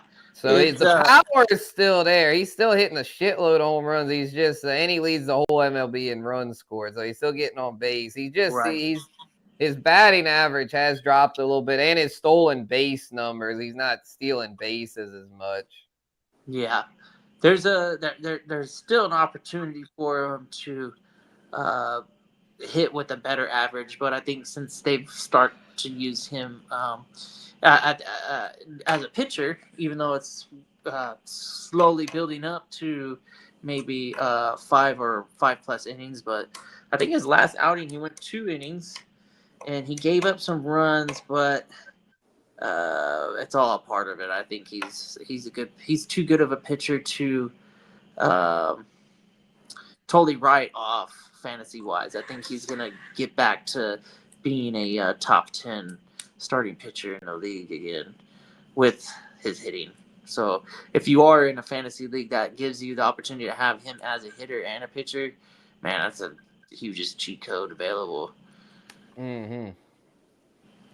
Facts. Yeah, it's baseball, man. I think we're both still fighting in that league with Steamboat there. We got out to the slow stars, but I saw I think caught dubs, so we're still in the mix. Yeah, I think a lot of it had to do with me sometimes forgetting to check my lineup, being a good manager, and that's the hard part about baseball is that I know it's tough sometimes. I've been pretty good this year, but it's not always easy, especially with the settings in that league are kind of wonky. It's like if you don't make a pickup by a certain time, then it's like you can't do anything the rest of the day. You're locked. Like that kind of annoys me. But which one? In the GWN one? Yeah, the GWN one. Yeah, it's like you can't really. I think once, like for the even if like a game hadn't started yet, it's like you can't like go in and you can't like add a pitcher last minute type shit. You sure about that? Yeah, I've tried it before, and I was like, "What the fuck? I want to add this probable pitcher," and I couldn't do it. Like, if you do it early in the morning, you're dropping, and the player that you're picking up haven't played, it shouldn't be an issue. But if you're dropping a player that has played and trying to pick up a player that hasn't, then that. Oh, okay, maybe that's what it was. Yeah. So if you have people on your bench that you're willing to drop and they haven't played, and there's people in the waivers that haven't played, then it's just like football. You'd be able to pick them up and then swap them out and start them. But there are leagues where you have to put in claims where it's a waiver wire. Well, this is what I was trying to do. only. I was trying to do a free agent pickup. Like, Yeah. yeah. Free agent pickups, as long as they're for that day, even though you're picking them up for the next day, for that day, for starting pitcher, for instance, if that team hasn't played yet, then they would still be eligible for picking up. And then if they have, if the guy that you're dropping, if he hasn't played, or I should say the team hasn't played, then yeah, he qualifies for the swap. I would just check it out that way, making sure that when you're researching players that you want to acquire, that they haven't played actually. That would probably be the way to avoid all that. Heard that. Yeah, because this week I think I got a good amount of 2-start pitchers to where like I haven't even made any moves this week. I got a slight lead. I had a good day yesterday. Ryan Nelson pitched really good, and my lineup's finally getting more consistent. That's what was killing me in that league a lot this season was I just had too much dead weight throughout my hitters. I just had too many hitters that were getting me negative points and shit. Yeah. But now that I got Acuna back, I've got him rolling. I got Buxton, who's hitting really good. Ozuna, Vlad Jr. is finally coming around. I got a lot of Nick Kurtz has been a pleasant surprise being just a rookie. I mean, he's a great hitter, but anytime there's a rookie, you just never know. But I mean, he's been killing it. So, and that park out there in Sac is definitely hitter friendly. Well, we are gonna get Randy Moss back. He's gonna be back for this season after his cancer scare. Okay, good. That's great. Great to hear that. Good old Randy Moss. I was just watching something on YouTube where Randy Moss and Devontae Adams. Devontae Adams is still on Green Bay, and then Devontae Adams was talking about his releases. So it was kind of neat, even though a lot of people consider Moss like one of the greatest of all times. One thing that I took out of that was that he was attentive and was all ears. He wasn't trying to say, well, this is what I did or that did, like, have you done it this way or that way? It was about Devontae Adams, and he let Devontae Adams run that show. And he knew that whatever Devontae Adams was explaining about running routes was going to be amazing for the audience because he's great at it too. It just made me respect him as a reporter, or whatever you want to call that individual that gets to talk to athletes and ask them questions like that. He did a pretty good job with them. I was like, hey, this is cool. Moss is like totally one of the best ever, and he's not even worried about anything that he has to add to the conversation. He's just listening to what Devontae Adams and Devontae Adams definitely at that time in his career already had a great understanding of how he can beat anybody on one-on-one. And that's what he always says, right? Interviews or whatever, he say, I'm always open. So cool little video. I'm sure it's available on YouTube if you want to check it out. It's Randy Moss and Devontae Adams. Probably you type that in.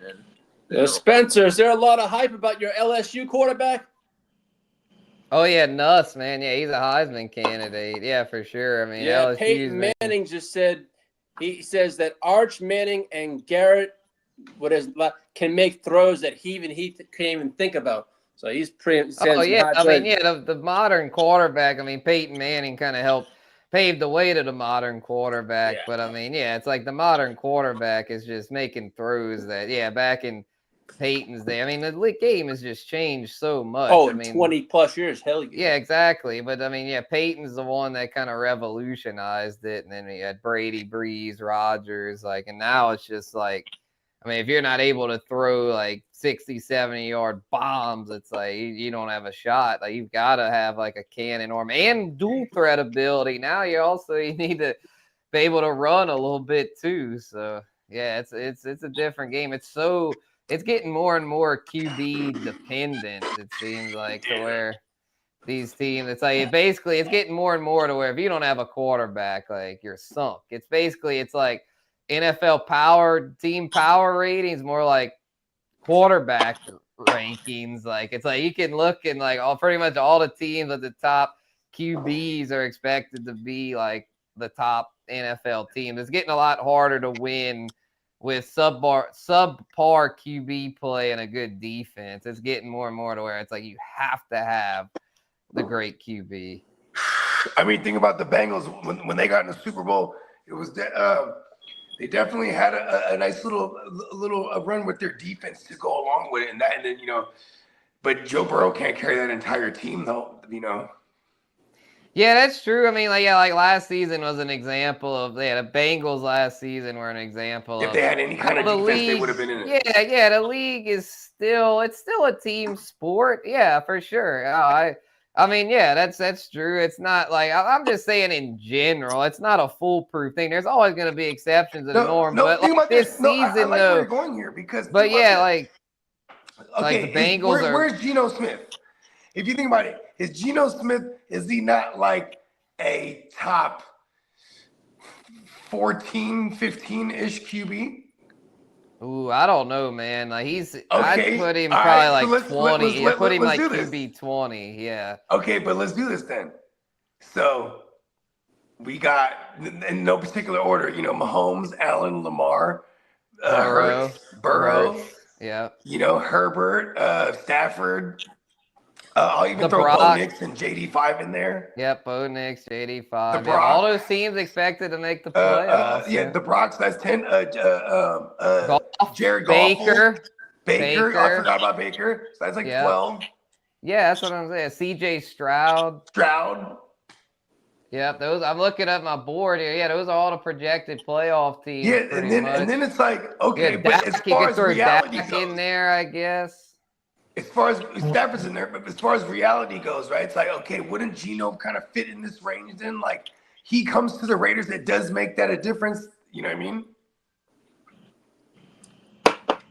Yeah, he'll make the Raiders better for sure because the Raiders, what they have last year, the Ginsu and AOC, I mean, they were like near the bottom as far as QBs, but now, I mean, they've got a pretty good defense with Geno and Ashton Jeanty. Yeah, I think the Raiders are now like they go from like one of the worst teams to being in that like 18 to 24 range. Yep. Yeah, just slightly below average, but maybe above average.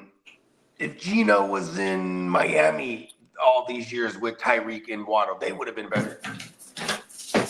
So would you say Tua? Yeah, okay, there it is. I'll say Geno's better than Tua. Okay, well, yeah, that's the thing. I'm not high on Miami this season. The one that, if he takes that step, people are thinking the Patriots should be pretty strong this season with Drake May. Like, Drake May is a promising QB. Caleb Williams, a lot of people are expecting. But see, that's the thing. We have to see it more, right? Yeah, that's true. Yeah, those guys haven't really now, proven it. Yeah. Is Geno not like a top 15 guy right now? But he's close. He's in there. Yeah, probably. We're never gonna draft him in fantasy as such. Right. But yeah, it's like PB and Waiver is saying Penix over Geno. I don't know, man. Penix has only played 3 games. I think Penix has a chance to for sure be better than Geno in year 2. Like Penix got everything there for him. He got the good run game. Thank you, Bakes. Thank you. I meant to mute myself. My bad. I sneezed like a motherfucker. Thank you. Yeah, but no, I get your point though, Boogie. Like as far as like the Raiders, and again, yeah, it goes back to the QB. If they were still stuck with Aiden O'Connell, if they hadn't acquired Geno Smith, we'd be saying the Raiders are a bottom feeder, like my Saints, because we're stuck with a young QB room, or the Browns. Like the Saints and Browns, because of their questionable QB rooms, are considered the 2 worst teams in the NFL. Yeah. I mean, it's so dependent on the QB, where it used to be like more about like the Steelers. Like the Steelers, would he bring in a veteran like Rodgers with that defense, they'd be considered like one of the Super Bowl favorites. But because of the direction of the way the game's going today, they're considered nothing more than like a mid-pack team. They're a mid-pack. Yeah, they're considered mid-pack, I'd say. Yeah, I could pull up the Super Bowl odds and see, Yeah. that's usually kind of an Yeah, because when we're in Vegas, indicator. let's put some future bets down for sure. Oh, for sure. Let's do that. Some Let's see pregame what we action got. for a Vegas trip. Yeah. We're almost done. Yeah, I got to dip after this, yo. I've been over my Yeah, time. I yeah, was we'll supposed to strike. leave already. But yeah, I'm gonna read these off and then I'm gonna head out. I'll just read off if I can find NFL. I'll just read off the favorites. And I'll read over this. I'll read off the 5 favorites and the 5 bottom feeders. God damn it, DraftKings, you fucking with me. All right, where's the Go with the Okay. bottom feeders first. All right, the 5 bottom feeders. The bottomest of the bottom. My New Orleans Saints at 300 to 1. We are at the Are you very putting some bottom. money on your Saints? Woo, at 300 to 1. Hey, I'll put a buck on them. Shit, I'll win 300. I'll Come put on, 10 it's on worth them, it, win right? 3 Just go ahead and- racks. Just go ahead and drop $10. Who cares? You know, it's $10. Yeah, might as well. Just drop 100. And then we $100. Kid, are you ready for this? That's a Tied bold for pick. second to last at 250 to 1 is your Jets, along with the Cleveland Browns. Woo! Come on, We're getting making drunk some in money Vegas this and year, dropping 100 Spencer. on the Jets Let's to win it all. go. Yeah, let's put $10 each on them. If we run into Joe Namath in Vegas, it's a sign. Yep, it's a sign to put money on the Jets. He guarantees it. He guarantees that listen, are the Jets gonna win? If he says no, we're all right. Joe. And then Don't save the money. Then the other 2 bottom 5 is the other New York team, the Giants, and then the Titans, both at 200 to 1. Yeah, I'm taking the Jets and the Saints, man. Let's Yeah, go. it's a value, baby. You gotta find those values. Kellen We're gonna Moore see- Kellen we're Moore's gonna coming see fresh the off Jets a and Super the Bowl Saints in win. the No Super Bowl. We're disrespect going them. crazy today. He's I mean, going shit, the back. Commandos. No one had the Commandos doing anything, and Oh look shit. at that. Kellen Moore is back in the building. He's coaching in the building. He just won the big one. He still feels the magic. Right, he's gonna carry it over. And all right, so the top 5. So the 3 favorites right now. Wow, all co-favorites to win it all at plus 650 each. The Eagles, Bills, and Ravens all tied for the favorites. They all like got it. the All mobile. favorite. You know what's crazy about that? God forbid any of them get hurt, but having the mobile QBs, it's funny that how they loved having them as the plus money. Like, yeah, come on, y'all.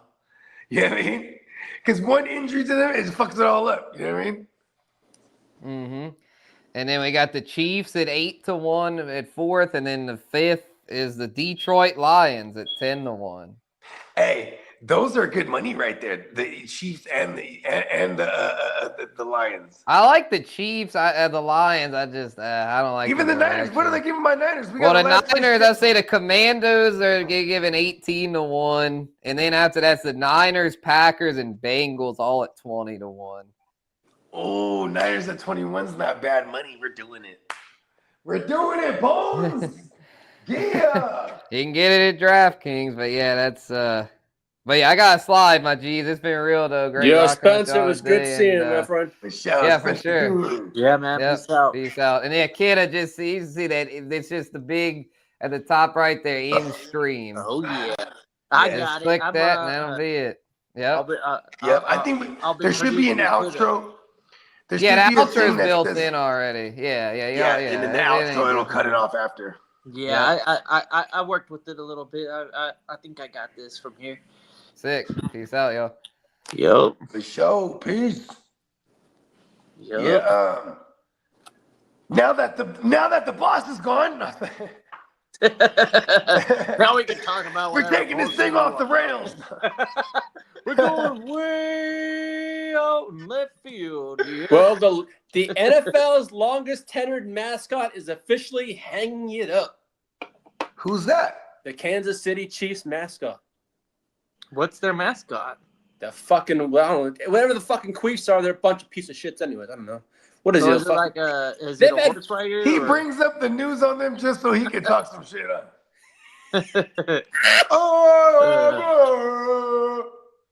Well, Bogey, they've denied your 49ers twice. You know what that means? Unfortunately, I hope this doesn't mean that they're going to change the name for, I guess, PC bullshit.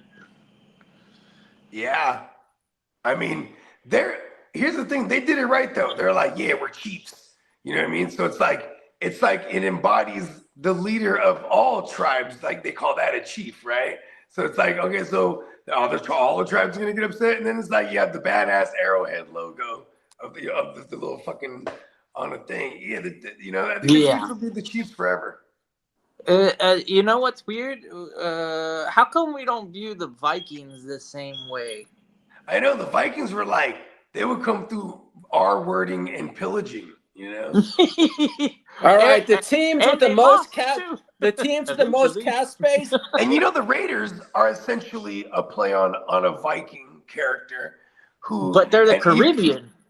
Yeah, right? and it's Like the pirates, but the more modern pirates and stuff. But they said like this: they said the Raiders are an autumn wind that come through R-wording and pillaging. Hey, Bogey, your team has the second most cap space, my friend. Who? Cap space for the Niners. Yeah, the Patriots have 60 million. The 49ers still have 45 million left. And what's so funny? Everyone's like, "Oh, how are you guys gonna pay the Brock?" And everyone else like, "Man, relax." Well, the Lions have 40, the Cardinals have 36, and the Packers have 35, and the Cowboys have 32. See, if the Lions were smart, they would extend Jameson Williams before the season starts. Don't let him play out this year. Yeah, his price will go up. And really deserve to be a fucking super duper top paid guy. You know what I mean? Yeah, because who is it? Was it 22? Was he? Yeah, he was 22, 23, 24, 25. Yeah, this is year 4. So he balls out now. He's going to be like, I want all of it. Well, the Raiders have 31. The Eagles still have 30. I don't know what the Bengals have 31. Fucking lock up Troy Hendrickson, you motherfuckers. Yeah, but he wants more than that. Yeah, I know he does. Here's the thing. If they say that's what they got free in the cap, though, say you go, all right, Hendrickson, you're going to get $35 million a year in his contract. When and then be like, okay, it's a 3-year extension. Let's say it's 150, but they're going to be like, okay, you have 90 guaranteed or whatever. Or let's say 105 is guaranteed. He's going to get 50 up front, and then that'll be an signing bonus. That will have nothing to do with the cap.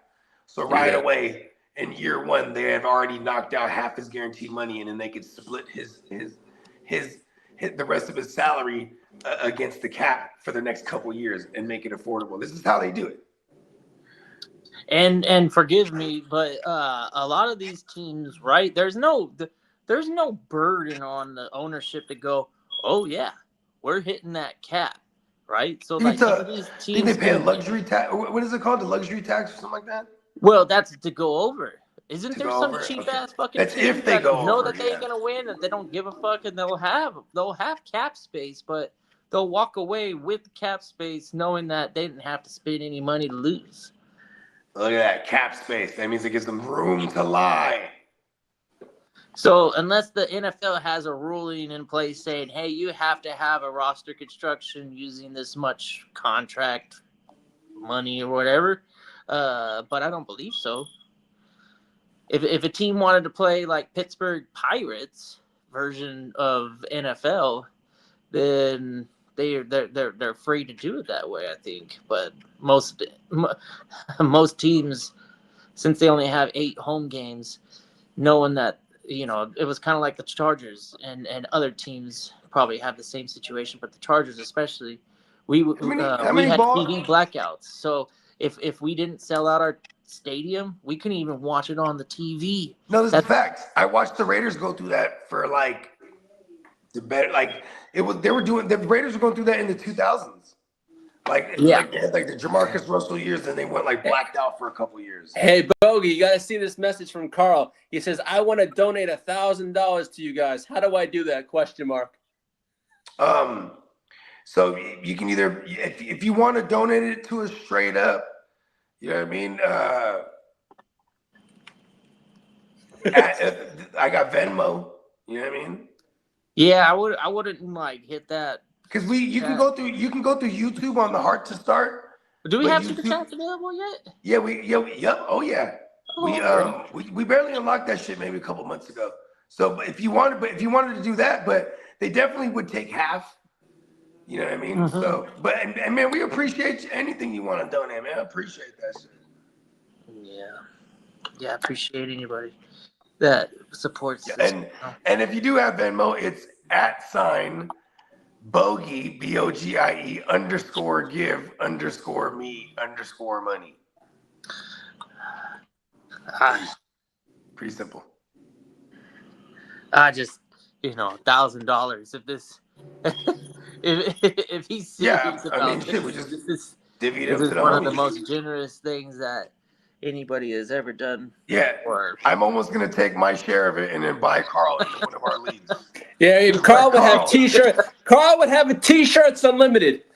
Yeah, I'm gonna take my portion of that money and buy Carl into one of our Peacock's leagues. got a point, but I don't know. Carl's not from the South, so I think I think he might not be talking pesos, but that is a, Right? He's from the that is a Midwest. definite. Maybe he's talking possibility. bogey bucks. He could have a VPN, and then the YouTube thing will think that he's in Mexico and throw it up as pesos. Is he talking about bogey bucks? You know what I mean? Good old bogey bucks. Yeah, it was pretty cool because we had on the Heart to Start. I remember we were on like a bit of a race there. It was like, okay, we got 24 more hours before they evaluate our shit. But then and JD was like, listen, he's like, we still have to fulfill X amount of watch hours, so we were just doing shows every day, bang, bang, bang. Like, this was around And the you draft did it time, right. too. Yeah, you guys monetized what, like about 2 months ago? It was like whenever the draft was. It was like around that time. Yeah. Yeah, and then a year prior to that, we went viral on one of those clips, which like, and you know what I mean, it blew the Heart to Start channel up, which was pretty dope, man. You know what I mean? And unfortunately, it was about some the viral shit was about some crazy situation that JD got into. We were just reacting to it because it's funny how meta the world is. He got into a situation, and a lot of people caught it on camera. A situation that he was wrongfully accused of as well. For the record, It's unfortunate, but that the honest truth behind that means that type of interaction is trending, and then like it's hella every day somewhere, some shit bullshit like that. Yeah, to the cops, you know what I mean? And it was just, and the caveat was this is something that we see all the time, but I guess the positives part of it is that here we are reacting to it, and I'm with JD. We're able to react to this type of story because normally them stories. And more often than not, I would say not normally, but more often than not, them motherfuckers they were drawing down on them already. You know what I mean? Yeah. And a lot of times that somebody just isn't that they're not. A lot of times they're not that hesitant. They pull it out, and just start to get the bucking off. But long story longer, we found a video of some kid reacting to it. It was like some teenager. He's like in Sacramento. The cops are the biggest gang. Let's watch this. and then like, so JD messages it because the kid ran it up for like 10,000 views. Like when they think the first day he dropped it. So JD was like, oh shit, yo, like, where did you find the actual video? So he shot him the link. And so we were able to do our own, but we're reacting to the kid reacting to it, right? Right. Super meta. Even then too. Before that, we reacted to the actual video. Then it's like, look, let me show you little bruh reacting to it. And it was funny because when we first, and a lot of times he'll be like, yo, this is what we're gonna watch or what we're gonna break down or whatever. And then I won't even check it out because I'll just wait for the to get my actual reaction. You know what I mean? Yeah. And so that was one of those. I was like, hey, that motherfucker look like JD. Oh shit, that is JD. Oh shit. And then it was like, I'm like, oh shit, because he had told me about this incident like years ago, but then here it is, it just popped up because there were so many people around when it happened. They get to filming it, you know what I mean? Yeah. Steve, what Bogey? What? Explain to me the meta behind that. Like, so meta behind that is that, like, okay, we are on live, we're on YouTube live, reacting to this kid reacting to JD in real life.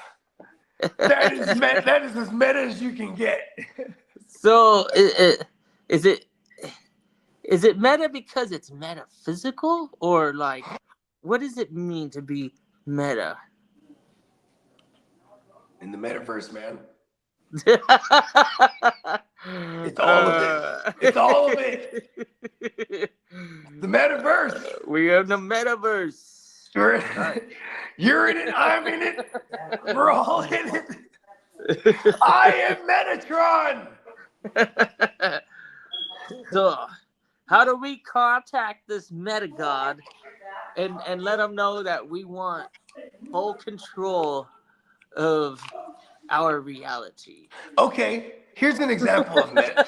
Well, here's an example of meta in movies, right?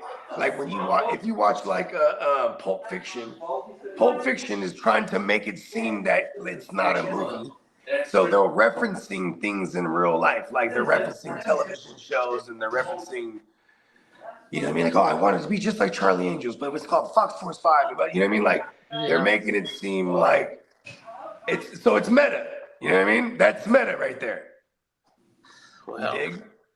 That's like, you know, so it's like a meta, pun intended, it's like a metaphorical saying these days, as well as it actually being a digital place that they've created, the metaverse, where like when we first came around Ricky Williams, you know, he was trying to do this like a smoke bar, like a lounge, in the metaverse, where you can go on and you have your avatars there and everybody just blowing.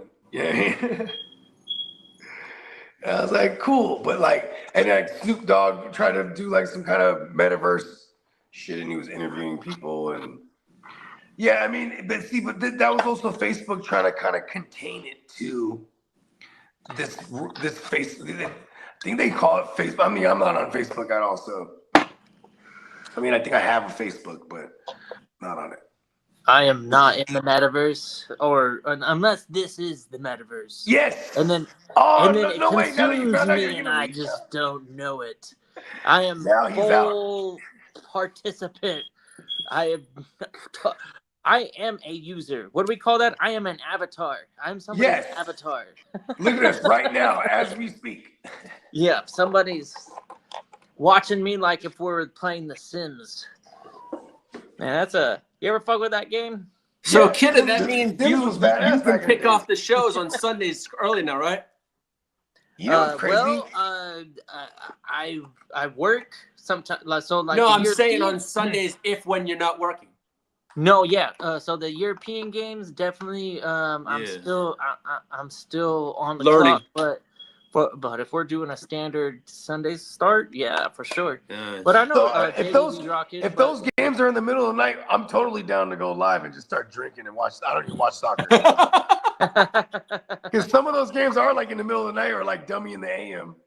Yep. Well, tell me in the AM for sure. I think it actually 6 o'clock West Coast start, 9 o'clock East Coast. Oh, okay, so it's not that bad. Yeah, because the East Coast fans, they really get a good kick out of it because they're literal like 24 plus hours of football. It feels like for them because they're just going like all doing their regular morning and then like getting a 9 a.m. game and then rolling into the Sunday night game, which starts at 10 o'clock over there? No, 8 o'clock. So it'll end at like 11, but still, it's a lot of football. All day experience. Yeah, we're gonna have a lot of football the first week though. Yeah, and yeah, because Sunday is now my true day off, I will be rocking. That's just because we're all savages in fantasy, and that's truly what we wake up. Should we do a pizza eating competition in Vegas? Man, hey, honestly, I felt because you know who actually brought it up? I think it was Steamboat. He was like, dude, we totally could do like a pie eating contest for real. Well, we should do something, man. Well, I'm down. I mean, we're gonna to- get loaded, so we're gonna have all kind of. Well, you guys can get loaded. I'm just gonna, I'm just You're the gonna. designated I'm lead. just gonna be a big ass disappointment because I tell you guys, I've been doing my best not to fucking pig out, and lately when I've had the opportunity to pig out, and it's finally become where You're like, I'm full. my mind isn't outpacing my Your stomach. stomach. Right. So like That's good. my stomach was going crazy. I could sit there and overeat and go back Put it all to away. eating and drinking, and yeah, I cut back on the calorie intake. I was getting shit. I don't know. I might still weigh more than 225 pounds, but for a little while I was going like it keeps getting higher. I'm not really. I mean, I just see you from one year to the next, It just and I was keeps like, oh, kid, climbing. put on I'm a few. not- I've already dropped weight for Vegas. If this was a stock portfolio, this would be awesome. But my body weight, it's probably the worst thing I could have wished for. But I do like to go out and eat. I'm just doing my best to not, overeat, because it's easy to overeat for me. And if you cut out certain things like that you overeat on, like for example, like man, if it's up to me, I just want to eat sandwiches and burgers and things like that. The carbs just go crazy after a while. You know what I mean? I eat rice all day, so it's like Yeah. yeah. I see. But I see if you're eating a lot of myself Vietnamese food, it's a lot of fresh food too. A lot of fresh vegetables. They always have the little cucumbers and the tomatoes on the side, and you know what I mean. That's funny that you say the vegetables, because not that I have any personal experience with this, because I don't. But it was a YouTube content creator that was in the shorts, right? So I'm scrolling through, and they pop up, and it's a Vietnamese wife and a white husband, and then she opens up the fridge, and it was like literally a garden in that bitch. Yeah, because they eat always fresh And, vegetables. like it had all of the mint and all the stuff that you would think that they would have. It was 100% exactly how you would think that their Yeah, you got the mint refrigerator would leaves. look like.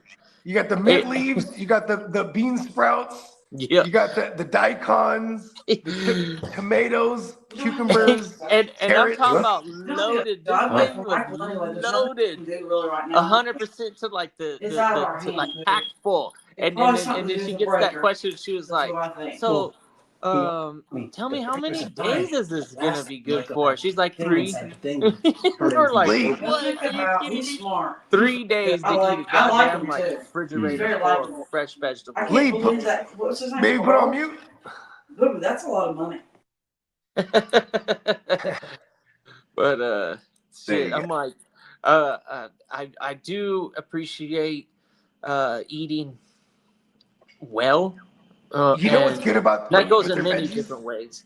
But Whenever I'm you- starting to think about being more kind to my like, so like even with your the body. temperature, the spiciness, I've cut down on that because it did start to fuck with my fucking digestion. I was like waking up in the middle of the night going like, fuck, I can't stop coughing, and like, it's like burning. Yeah, I shouldn't have. the I heartburn shouldn't have going downed and that shit. bottle of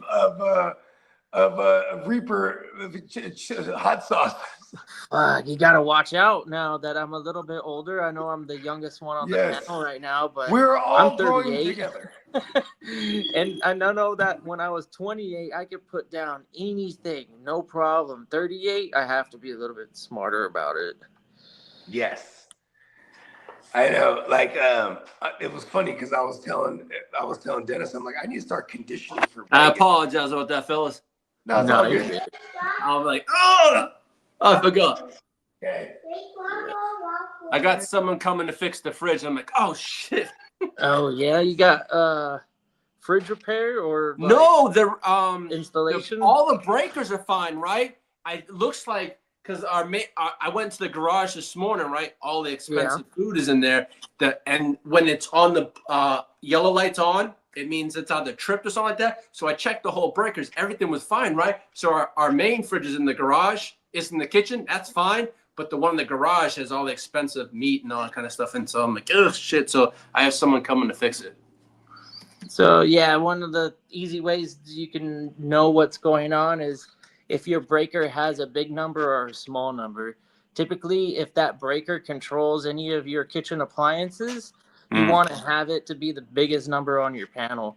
So that's going to control the amperage that is drawn from it. And if it exceeds a certain amperage, then it's going to trip because it doesn't want to damage the equipment that are associated to that circuit. Yeah. I'm gonna So sometimes the outlet that you're plugging in certain appliances, if you can find a way to move them and then plug it in a different outlet and then see if it doesn't help the situation. Yeah, that's what I did. You might be overloading that breaker, that's all. Because the TV outside was not working. I'm like, God damn, everything else works, but Yeah, so if you got too many appliances and devices overloading that circuit, that's gonna trip it, and that's just something to pay attention to. Usually, you want to have your kitchen appliances associated with the strongest breakers. Yeah. Well, I have to cut it short because I have someone coming. So tell Bogey I'll touch base with him. And Kidda, you have a good night at work, and I will tap in with you soon. Yeah, for sure. Actually, we'll just call it quits, and we'll see you all next time. Peace out, yo.